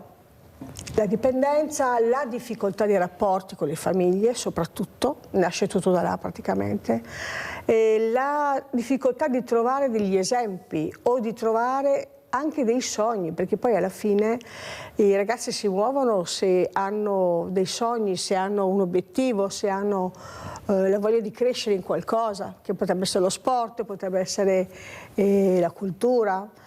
E quello che il professore stava dicendo io lo vivo tutti i giorni praticamente, e credo sia così per tutti quanti gli insegnanti, sia delle scuole superiori che delle scuole, diciamo, medie, ma anche alle elementari si comincia già a vedere. La violenza arriva, si parlava proprio prima anche con Giovanni, arriva anche dai giochi. Ecco, quindi questa violenza che noi portiamo in avanti per speculare, o da alcuni film pesantissimi, ecco, questa violenza è sottile. A volte noi ci abituiamo a questa violenza, non abbiamo più voglia di combattere alcune cose o dire di no a certe situazioni, e poi non abbiamo più la capacità. Adesso la parola rete, no? Prima che diceva Andrea Tornielli, la capacità di fare una rete e di gettarla praticamente da un'altra parte, e come un po' l'esempio della barca, e Gesù che dice ai suoi apostoli: gettate la rete dall'altra parte così avete più possibilità di pescare, non abbiate paura. Ecco, di fare rete su queste cose per poter cambiare proprio anche dalla scuola e dalla famiglia questo atteggiamento sulla violenza. Allora sentiamo come ci saluta il sindaco Fabio Chiesa, so che deve rientrare, vediamo se è ancora collegato. Eccolo qua, Sindaco, come ci saluta, con quale augurio, come apriremo questo 2026, specialmente con questo importante musical al Dina Orsi lunedì 6 dicembre alle ore 18. Beh, innanzitutto, come dicevi te Mirella, lunedì vi aspettiamo tutti alle ore 18 al Dina Orsi, è un modo importante per aprire il nuovo anno, cercando anche di dare, come si diceva prima, degli strumenti, perché poi il mondo è un mondo sempre più individualista, in cui i ragazzi, come dicevamo prima, fanno fatica ad orientarsi, anche perché la nostra generazione e le nostre generazioni tendono a non dargli più un esempio chiaro, per cui molte volte sono disorientati, hanno bisogno di punti fermi, e sicuramente questo musical ne può dare molti, per cui invito tutti a venire, a capire che la profondità delle parole non è dettata dalla complessità del linguaggio, ma al contrario. Le parole devono essere semplici ma pesare come pietre. Invece siamo una società in cui si parla tanto ma le parole pesano poco.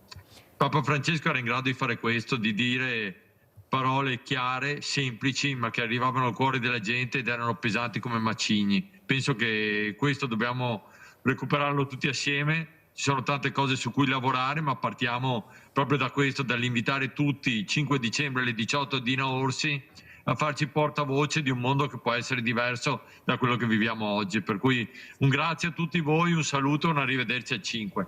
Grazie Sindaco, grazie di essere stato con noi. Sentiamo come ci saluta anche il dottor Andrea Tornielli, direttore editoriale del Dicastero della Comunicazione della Santa Sede. Veramente le dico grazie, perché era molto importante la sua presenza oggi, per quello che stiamo cercando di fare, che questo musical diventi itinerante, che giri l'Italia, non solo l'Italia ma anche l'Europa, perché sono messaggi fondamentali. Prego, dottor Tornielli.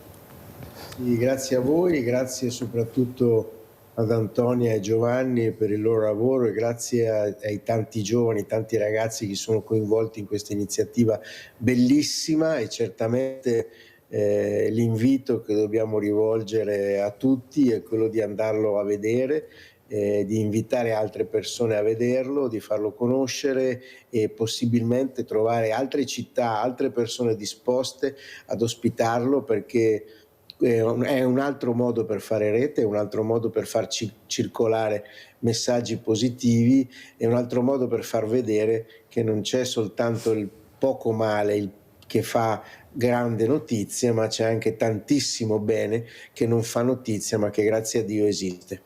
Grazie veramente, grazie al dottor Andrea Tornielli di essere stato con noi. Pubblicità.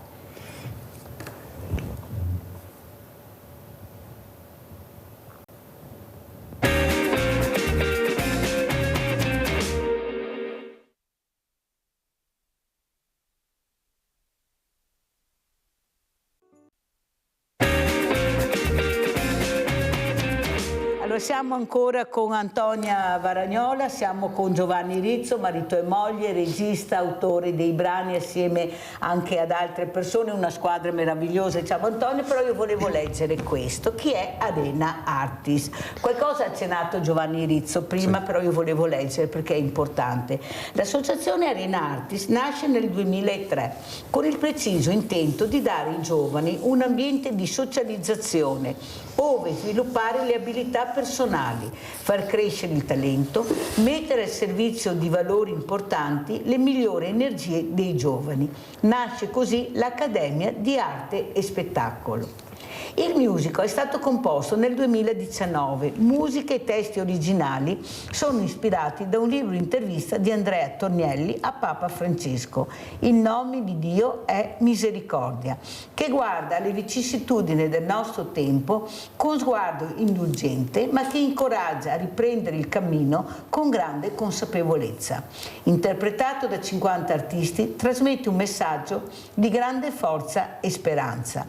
L'opera è stata inviata anche a Papa Francesco, che ha risposto con una sua lettera autografa esortando a continuare con questa missione creativa, e Arena Artis ha fatto tesoro di questo suo conforto. Allora, Antonia, io capisco la difficoltà e soprattutto la sfida. Tu hai parlato di questa parola che a Mirella piace da matti, proprio mi piace sfidare. Ecco, sfidare l'avversario, sfidare i paletti che ti mettono davanti quando sai che stai cercando di fare una cosa buona, utile per la comunità e vedi che ti mettono tutti questi paletti per impedirti di proseguire questo cammino. Però la sfida è importante, tu sai che se ci credi veramente riesci a vincere la sfida, sarai tu il vincitore. Tu l'hai dimostrato, sei stata tu la vincitrice con questa meravigliosa squadra, o sbaglio? Allora, devo dire che io sono stata la vincitrice, ma dietro la vincita c'è la forza di volontà, la tenacia di mio marito Giovanni Rizzo. E insieme abbiamo aperto Arena 23 anni fa, però la forza del musical, la voglia di fare questo musical è partita da lui. Io potevo avere tutta la parte artistica, la parte diciamo di immaginazione, ma il là lo ha dato lui. Ero un po' perplessa, come sempre tante cose possono succedere, anche perché poi c'è un investimento notevole, umano e anche economico. E lui mi ha dato anche un po' il coraggio di far uscire alcune cose mie che c'erano già dentro, perché avevo già fatto altri musical, però qua era in gioco completamente la parte artistica, quindi la scrittura dei testi, la rivisitazione delle parole di Papa Francesco, che non sono facili da rivisitare, anche c'è un rispetto del testo.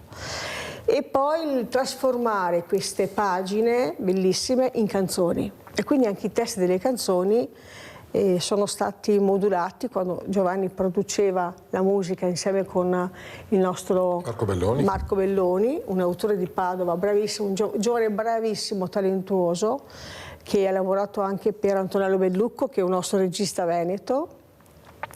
E praticamente questa sfida è arrivata e ti posso dire, Mirella, con molta fatica. Non ti dico, ma qualche lacrima è scesa, qualche arrabbiatura è arrivata, ma non quelle arrabbiature clamorose, perché c'è stata tanta fatica. E soprattutto quando noi siamo arrivati al dunque, cioè alla prima, dopo 2 anni di lavoro, con tutti i ragazzi che erano pronti, preparati, eccetera, noi abbiamo fatto una sola rappresentazione nel bellissimo Teatro Comunale di Vicenza e poi la settimana dopo abbiamo chiuso con la pandemia, noi e tutto il resto del mondo.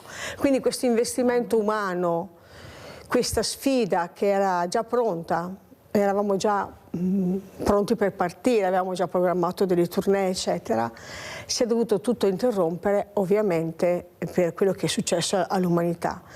E nel musical poi abbiamo inserito un'immagine bellissima che tu hai visto e che ha commosso tutto il mondo, quella di Papa Francesco da solo in piazza San Pietro, con questa scalinata bagnata dal freddo, dall'umido, quest'uomo che è salito con il senso di fatica, nel senso di portare veramente uno zaino, un peso enorme per tutti. E quella volta io mi sono detta, io non mi devo arrabbiare, non devo trasformare in negativo questa cosa, attenderemo tempi migliori, perché se l'umanità ha sofferto la morte di tante persone, io devo veramente superare questa cosa che riguarda uno spettacolo. Quindi abbiamo atteso, non abbiamo buttato via niente di quello che abbiamo costruito, abbiamo cambiato alcune cose, abbiamo aggiunto delle cose magari anche più graziose, eccetera, e poi siamo ritornati, diciamo, in pista. L'anno scorso abbiamo aperto gli spettacoli dell'anno della Speranza a Roma, l'8 dicembre, e praticamente adesso noi stiamo proprio veramente ripartendo alla grande, ma è proprio anche una questione interiore. Siamo più sereni, siamo più contenti, accettiamo tutto quello che arriva e sta arrivando tanta provvidenza. Io non so perché se è Francesco dall'alto che ci sta aiutando, come ci ha aiutato con le cose che ci ha scritto, e la cosa meravigliosa è che tu hai visto, e io a volte quasi mi vergogno, degli applausi che riceviamo alla fine. Io sono un artista che non sono proprio abituata al clamore, alla TV, eccetera, ma ricevere quegli applausi, a volte è capitato anche qualche standing ovation, dice ma cosa sta succedendo? E questi applausi sono così belli per noi, ma soprattutto per i nostri ragazzi. E tu li vedi che si illuminano, li hai visti, i sorrisi. Perché li premiano, l'applauso è un premio al loro sacrificio. Loro lavorano tanto, cioè si stancano ore e ore di prove, ci siamo anche i cantanti lo stesso, io li sento, io c'ho la voce, non c'ho la voce, sto facendo gli esercizi eccetera. L'acrobata, Arlette Sandrini, cioè diciamo che arriva un grande bene, ecco, un grande bene ed è diviso per tutti, non c'è nessuno che emerge, siamo tutti allo stesso livello, regista, coreografo. Ma era quello che voleva Papa Francesco, era no? quello che voleva Papa. Anzi, siamo proprio la famiglia, l'unione, la misericordia tra persone. Certo. Giovanni, comporre le musiche, ecco, non cosa semplice su un testo così, anzi spero che ci sia anche il libro di Papa Francesco, questo libricino lunedì, non so se riusciamo ad averne, sarebbe bello che la gente magari potesse dovremmo anche sentire Andrea, perché mi sembra bello anche avere a disposizione per poter prendere chi vuole portarsi a casa le parole di Papa Francesco. Prego. Allora, comporre la musica è stata un viaggio molto bello. Leggere l'aneddoto, no? La risposta di Papa Francesco alla domanda di Andrea Tornielli e cercare di dargli un mood, un'atmosfera musicale, dare un senso alle parole, di creare le atmosfere. Lo spettacolo muove attraverso le emozioni, di dare forma musicale alle emozioni vuol dire anche descrivere i conflitti. Nel musical c'è un rap molto tagliente, con testo direi non politicamente corretto, come piace forse a Mirella, e ci sono tanti contenuti, ma c'è la musica che cambia in base a quello che succede sul palco, non sono canzoni radiofoniche, sono proprio pezzi immaginati per il musical che danno spazio anche all'aspetto dell'emozione e creano anche delle pause di riflessione, quindi ci sono pezzi che partono col canto, col testo e poi liberano delle parti solo musicali perché chi lo vede ha bisogno anche di fermarsi sulle parole che ha ascoltato, quindi è anche sono anche brani che lasciano spazio anche proprio all'aspetto riflessivo delle persone e che cercano di mettere le persone emotivamente dentro l'argomento, quindi è stato un lavoro. Io davo un po' le indicazioni, creavo le musiche e Marco mi aiutava a dare le ambientazioni, gli arrangiamenti insieme a Ugo Bolzoni e anche a Graziano Beggio a Rovigo in studio di registrazione. Quindi è stato un bellissimo viaggio, anche questo condiviso. Quindi la condivisione è la cosa che ci caratterizza e tante volte ho sentito parlare di accoglienza. Allora, l'accoglienza è la nostra parola chiave. Anche a scuola, quando noi apriamo l'arena ogni giorno, ci raccomandiamo sempre con i ragazzi che lavorano dentro, mi raccomando, un sorriso e un buongiorno, un ciao a chi arriva. È la cosa fondamentale, avere un sorriso verso chi si avvicina a noi in qualsiasi contesto, perché crea quella situazione di positività che poi è contagiosa. Approfitto di quest'ultimo forse intervento perché abbiamo ringraziato tutti, ma io dobbiamo ringraziare Mirella. Perché Mirella è una donna che ha sì dei valori, ne ha tanti e cerca anche di, con grande potenza devo dire, grande volontà, cerca anche di portarli e se questo musical ha questa possibilità anche di essere trasmesso in televisione è grazie a lei, quindi noi dobbiamo ringraziare Mirella e dare a Mirella come dobbiamo ringraziare i volontari, dobbiamo ringraziare i ragazzi, dobbiamo ringraziare decisamente Mirella perché sta dando questo musical, ne ha accolto sicuramente i contenuti, altrimenti non l'avrebbe fatto ovviamente, no. Però la forza con cui lei ha cercato questa possibilità che questo spettacolo possa essere presentato a Conegliano il 5 di gennaio prossimo, ma che possa anche eventualmente essere applicato, questo dobbiamo ringraziare Mirella.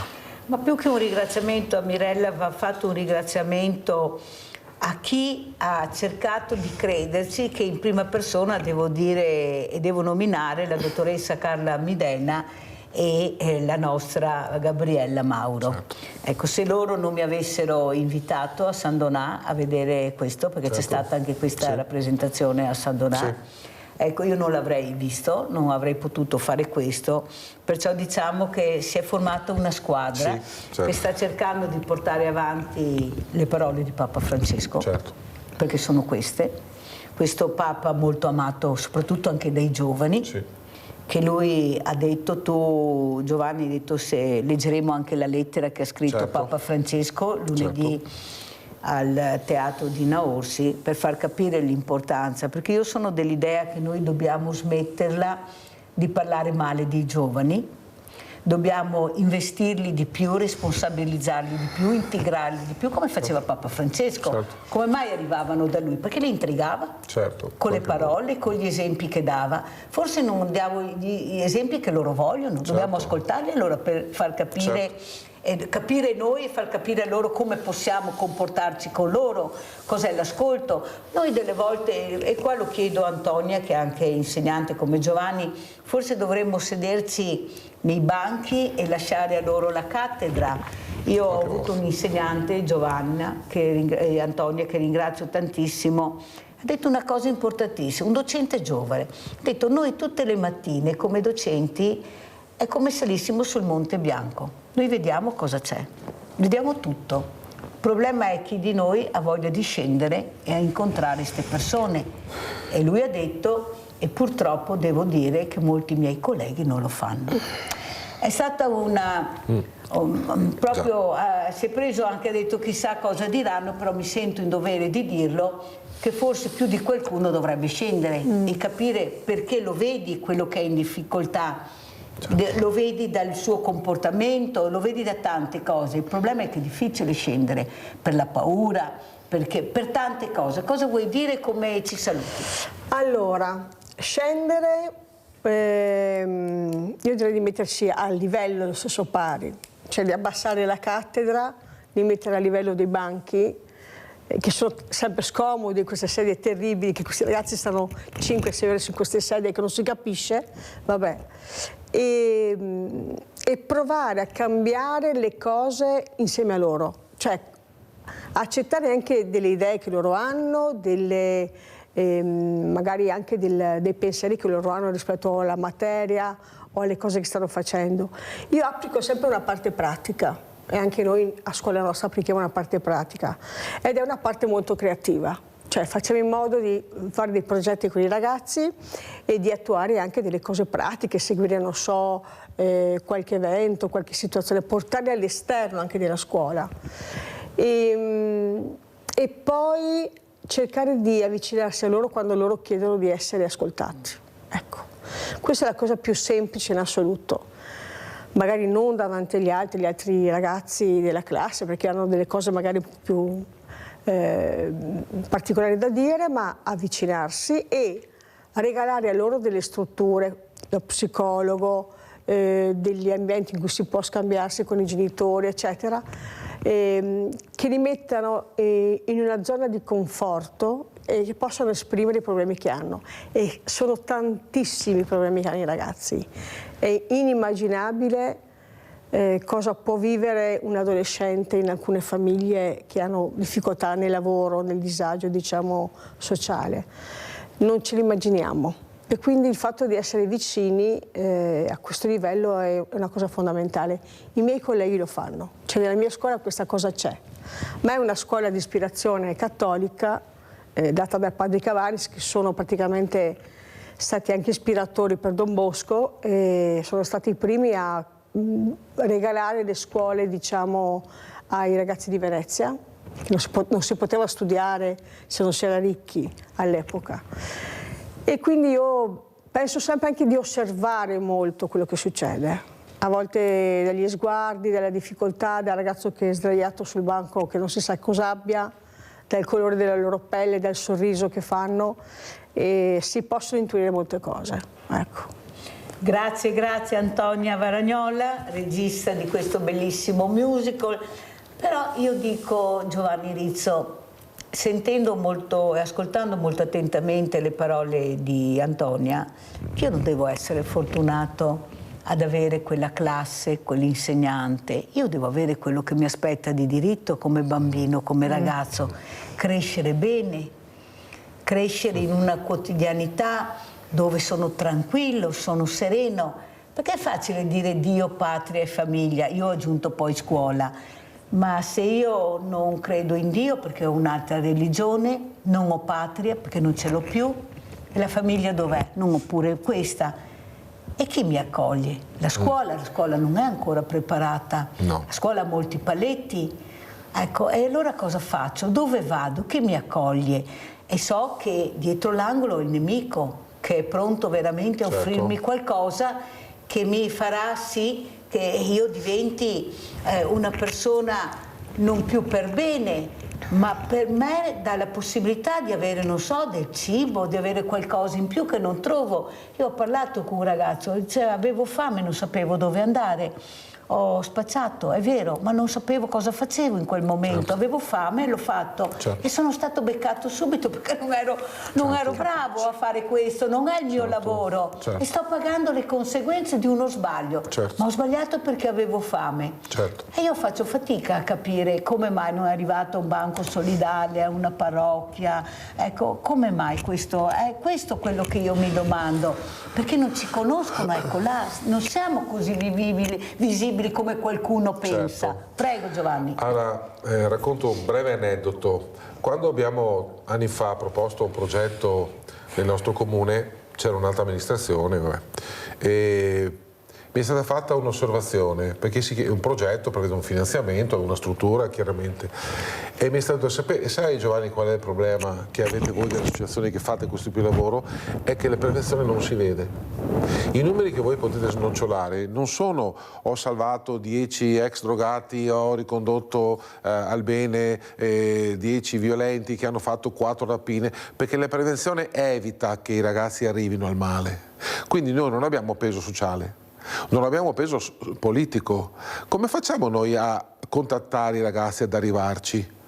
Se quando c'è un disagio noi lo segnaliamo e sfizi sociali l'unica cosa che rispondono è che non ci sono le strutture e non ci sono i soldi. I soldi dove vanno spesi?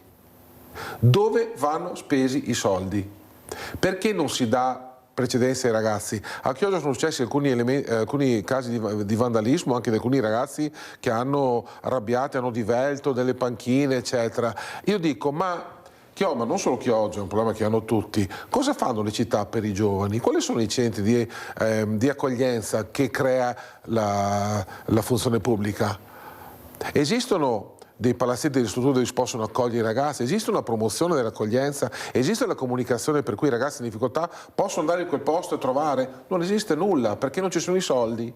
Per i giovani i soldi non ci sono, poi ce la mettiamo che rompono, che spaccano e che vanno dall'altra parte della barricata. Nel musical c'è una scena, c'è un diavolo che prova a portarsi via un'anima. Alla fine non ce la fa perché nel musical non può farcela, chiaramente. Però nella vita purtroppo succede spesso. E allora questo è il problema, è un problema politico. Vogliamo che i giovani crescano bene, intanto la prima responsabilità della famiglia, prima cosa. Non diamo agli altri la responsabilità che abbiamo anche noi. Siamo adulti, non riusciamo a dire di no, si educa con i no, non si educa con i sì. E bisogna avere il coraggio di dire no ai figli, perché dire sì è troppo facile. Poi creiamo delle persone pretenziose che hanno i soldi in tasca, che tutto è dovuto e che non hanno il valore neanche della fatica, del sudore. La fatica è un valore, non è una sfortuna. E questo va spiegato ai ragazzi. Però quando i ragazzi accedono a strutture accoglienti che chiedono qualcosa in cambio, io ti do il sorriso, ti do... Però tu ti comporti bene, però tu segui queste cose. Noi siamo rigidi su questa cosa qua.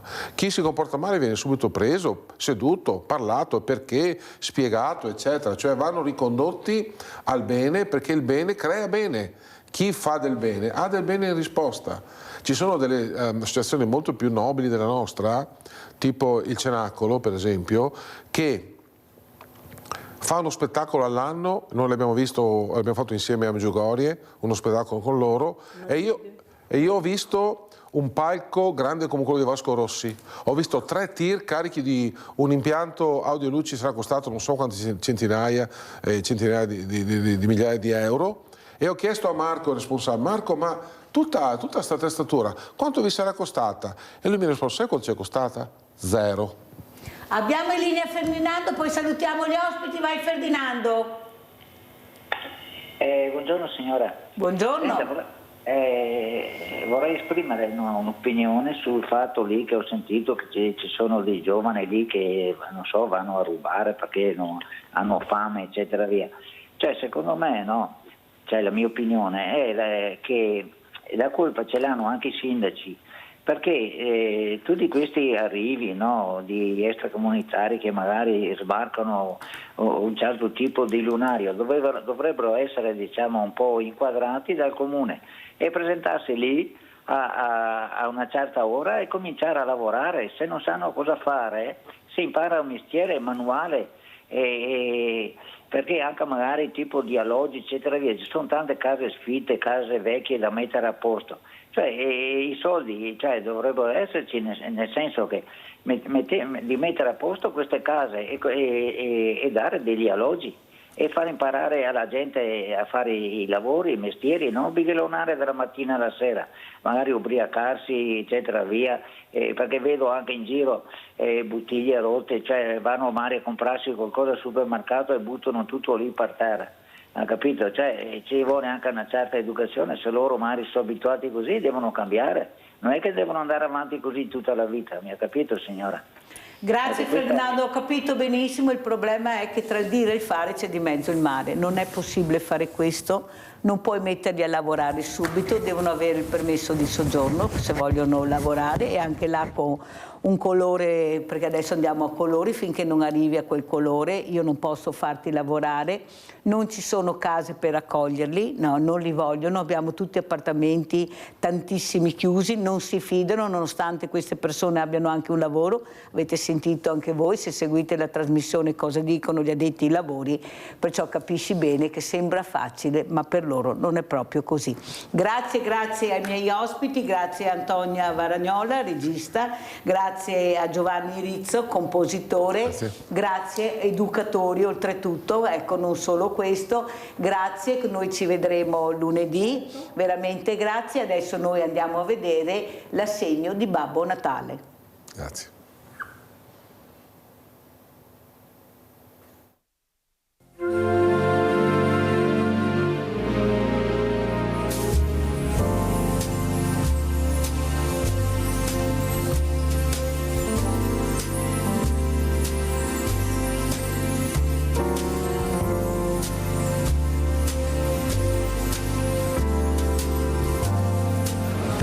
Auguri di buone feste a nome mio e a nome di Rete Veneta. Oggi vogliamo farti un regalo. Siccome sono tanti, non sapevamo come fare per la scelta, abbiamo pensato di prendere i numeri della tombola. Vediamo se sei fortunata. Puoi pescare un numero. 48. Il 48. Andiamo a vedere cosa porti a casa oggi. Vediamo.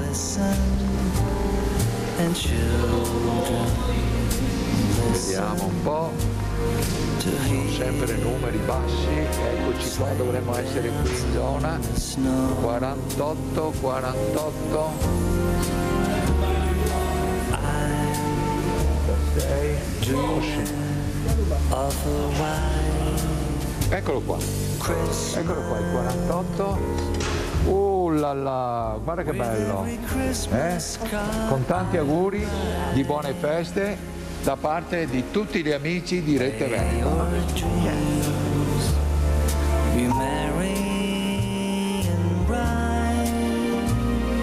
Allora Daniela, sì, anche quest'anno, gli amici di Rete Veneta, gli ascoltatori ci hanno dato la possibilità di fare un regalo ad alcune famiglie che sappiamo che hanno bisogno. E quindi siamo in grado di darti questo assegno per aiutarti, per la tua salute soprattutto, che sappiamo che hai bisogno, diciamo così, di tante cose e quindi sono contenti di farti gli auguri di buon Natale perché tu passi un buon Natale, ecco, che tu possa affrontare tutte le sfide della salute che so che ne hai. Ecco. Grazie mille. Ancora tanti auguri da parte mia e di tutta Rete Veneta messa assieme. Sai, auguroni. Dreaming of a white Christmas. Guardate che bello questo albero che ci hanno regalato, l'hanno portato al Banco Solidale, un artigiano, ma io non c'ero, non ha voluto neppure lasciare il nome, perciò capite l'importanza e soprattutto l'importanza degli assegni, di questi aiuti. Come dicevo l'altro giorno, è facile dire sì, ho mangiato in mensa, sono stato in compagnia, ecco, ho passato una bellissima giornata. Però magari poi arrivare a casa e sapere che in tasca hai un assegno che ti permetterà di pagare l'affitto o magari di farti la visita o magari di pagarti anche la bolletta, visita e bolletta. Cioè vai a letto secondo me in maniera diversa, vai a letto più sereno. E questo è dovuto ai vostri aiuti, all'aiuto che voi date col 5 per 1000 che io distribuisco, come vedete, alle persone in difficoltà, perché è facile dire ho mangiato, ho bevuto, sono stato in compagnia. E dopo? E dopo quando ritorno a casa che magari sono al freddo perché non ho i soldi da comprarmi, ecco, il gasolio, oppure quello che mi serve per far funzionare la caldaia o la stufa, oppure fare una visita che da tanto tempo pensavo di farla ma non ho la possibilità di pagarmi i ticket, perché guardate che queste persone non hanno neppure i soldi per fare questo. Poi vi faranno vedere un dicembre meraviglioso, avete visto, hanno puntato molto sulle vacanze ed è anche giusto, per carità, ma non hanno fatto vedere tanto la povertà, le famiglie che soffrono, le mense, ne abbiamo visto una, due, forse grazie anche a Media Nord-Est che abbiamo fatto vedere, ma quante ce ne sono, quanta povertà. Perché le code di Milano di persone che lavorano, che sono in fila a Milano enorme per andare a prendere questa borsa con qualche giocattolo, non le fanno vedere? E no, perché è deprimente far vedere il povero, è deprimente farlo vedere, perciò bisogna far vedere che tutto funziona, che tutti i ristoranti sono pieni. Poi avete sentito, su 10 famiglie 9 sono rimaste a casa e una è andata al ristorante, questi sono numeri reali che io vi do. Ci sarà pur qualcosa. Abbiamo visto a Capodanno tanta festa, le piazze piene, ma non si paga. E socializzo, mi diverto, riesco a staccare la spina. Le piazze si riempiono per quello, però c'era anche questo velo di paura, attenzione. E invece la gente ha bisogno di staccare la spina. Tutta questa moltitudine di persone, ci sarà un perché. Voglio incontrare altre persone, voglio divertirmi, voglio che sia veramente un capodanno diverso anche per me. Chissà cosa è successo a queste persone tutto l'anno. Perciò io dico veramente grazie a voi di esserci, di aiutarmi e di aiutare tutto il mondo del volontariato a fare questo, di aiutare le fragilità. Adesso permettetemi anche di leggere dei biglietti, perché ne ho tanti, devo leggerli, lo sapete, lo faccio tutti gli anni perché bisogna pur capire e anche ben sperare. Volevo leggerne uno in particolare, vediamo se lo trovo, se no continuo a leggerne altri perché li ho messi tutti in mezzo, li ho mischiati. Allora, ciao, grazie mille per l'aiuto che avete fatto, tanti auguri di buone feste. Non è questo, ma salterà fuori. Tanti auguri e grazie di tutto, soprattutto al lavoro dei volontari. Vedete come sono riconoscenti queste persone. Leggiamo un altro. Volevo ringraziarvi per l'aiuto e il sostegno che ci date. Buone feste, buon anno, vi ringraziamo di cuore. Vedete cosa scrivono? Ecco, io vorrei trovare uno anche che dice l'incontrario, non riesco mai ogni anno a trovarlo, tutte parole belle. Allora, voglio fare un ringraziamento a tutti i collaboratori per il lavoro che svolgono, in particolare alla Mirella. Grazie e un augurio di buone feste. Leggiamone un altro, visto che abbiamo il tempo che le due persone dovevano andare via. Buone feste, buon Natale, grazie di tutto. Vedete le persone che ringraziano? Guardate che io veramente non è che tolgo i biglietti che non mi piacciono, sono questi biglietti, li apro, li vedo, li leggo con voi. Ti ringrazio anche quest'anno dell'aiuto che ci hai dato, non basta un grazie mille, grazie, buon Natale. Voi capite che per me è importante anche per loro leggere questi biglietti. Vi ringraziamo per l'aiuto datoci, vi auguro un buon Natale e felice anno nuovo. Vedete quanti sono? Vediamo questo. Un ringraziamento a tutti voi che ci date la spesa e un supporto. Tanti auguri di buone feste e un felice anno nuovo. Naturalmente più di qualcuno si firma, altri non lo fanno. Vediamo questo.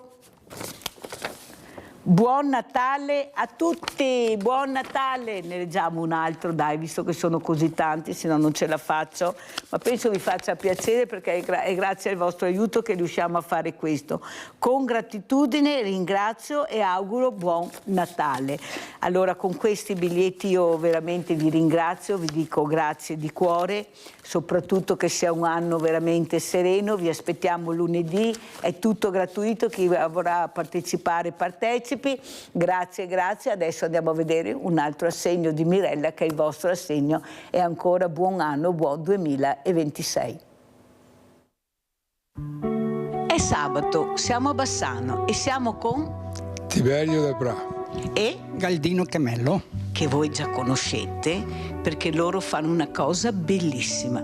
Ogni anno regalano ai veneti schiacciati dalla crisi un assegno che è la cifra che loro raccolgono con questa meravigliosa festa che fanno. Allora, iniziamo. Com'è andata quest'anno questa festa e diciamo cos'è questa bellissima iniziativa e festa che fate? Quest'anno Mirella è andata benissimo, che fa le cose è il tempo. Le giornate sono state a favore, abbiamo avuto tanta gente, specialmente a mangiare. Diciamo come si chiama però questa festa? Festa della Madonna Addolorata, Crosara di Nove. E niente, facciamo 6 giorni di festa. 6 giorni a settimana. Una settimana, venerdì, sabato e domenica, venerdì, sabato e domenica. E tutto è andato a favore, in poche parole, ecco. Tempo bello, gente ha risposto? Bello, ha risposto sia la prima domenica sia che la seconda domenica, perché è tempo a favore, ecco. Vengono tanta gente, specialmente Foresta, da tutte le parti, in poche parole. Che è bellissima, perché io sono stata proprio bella. Siccome che ormai da tanti anni la festa ha un come si dice, un ricavato che dopo va in solidarietà, tante cose, specialmente sul male. Insomma, abbiamo cominciato così e continuiamo ad andare avanti così.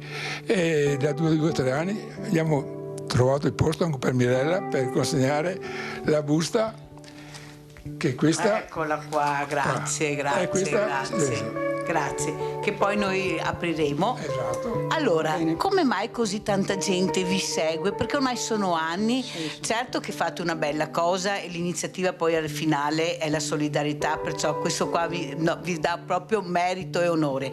Ma come mai avete scelto ancora una volta, avete deciso di aiutare i veneti schiacciati? Beh, diciamo, prima di tutto facciamo un po' del retro della festa. La festa l'hanno organizzata 44 anni fa, i nostri genitori, che adesso purtroppo non ci sono più. Noi abbiamo preso questa eredità e la portiamo avanti e vediamo che la gente partecipa, anche perché la finalità è sempre quella della beneficenza in sostanza.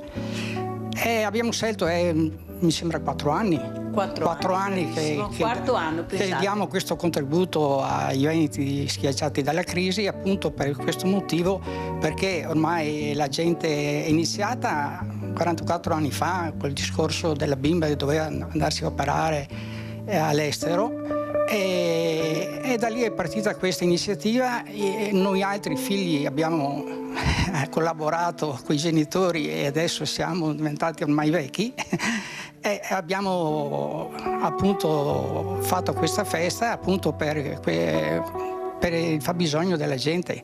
In questi 4 anni abbiamo pensato di darli anche ai veneti schiacciati dalla crisi, appunto per questo motivo, perché hanno bisogno anche loro di barcare il lunario.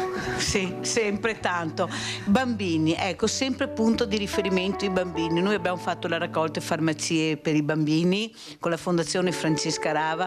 Voi bambini in primo piano. Io dico sempre che i bambini vanno aiutati, che i bambini non hanno colori, i bambini non hanno nessuna colpa e noi quando sono in grosse difficoltà dobbiamo esserci, e mi fanno piacere queste parole che Galdino hai detto. Sì, anche quest'anno abbiamo 2 bambini anche noi da dare un contributo. E naturalmente queste cose, quando si fa beneficenza, non si dice mai, diciamo, a chi si dà platealmente, diciamo. Allora è giusto, sì, Perciò che oltre al nostro aiuto... la gente vuole sapere dove va i soldi. Naturalmente io faccio anche un altro discorso.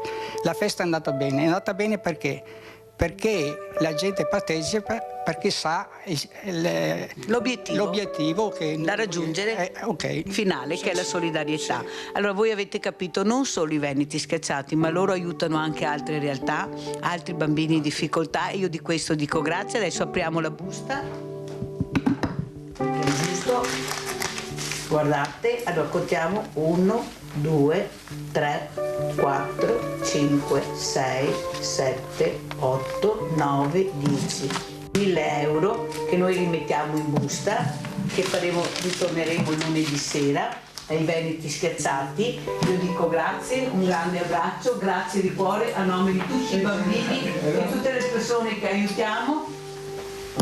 Ecco, vedete le forme di solidarietà come arrivano proprio al cuore, perché forse siamo quelli che fanno vedere maggiormente la finalità, che è quella veramente di aiutare e a chi diamo questi contributi. Ciao, grazie a tutti voi che avete partecipato e ancora grazie di cuore. È arrivata anche questa busta che io naturalmente aprirò lunedì sera, perciò grazie, vedete, ecco, io la porterò a Treviso e grazie a tutti.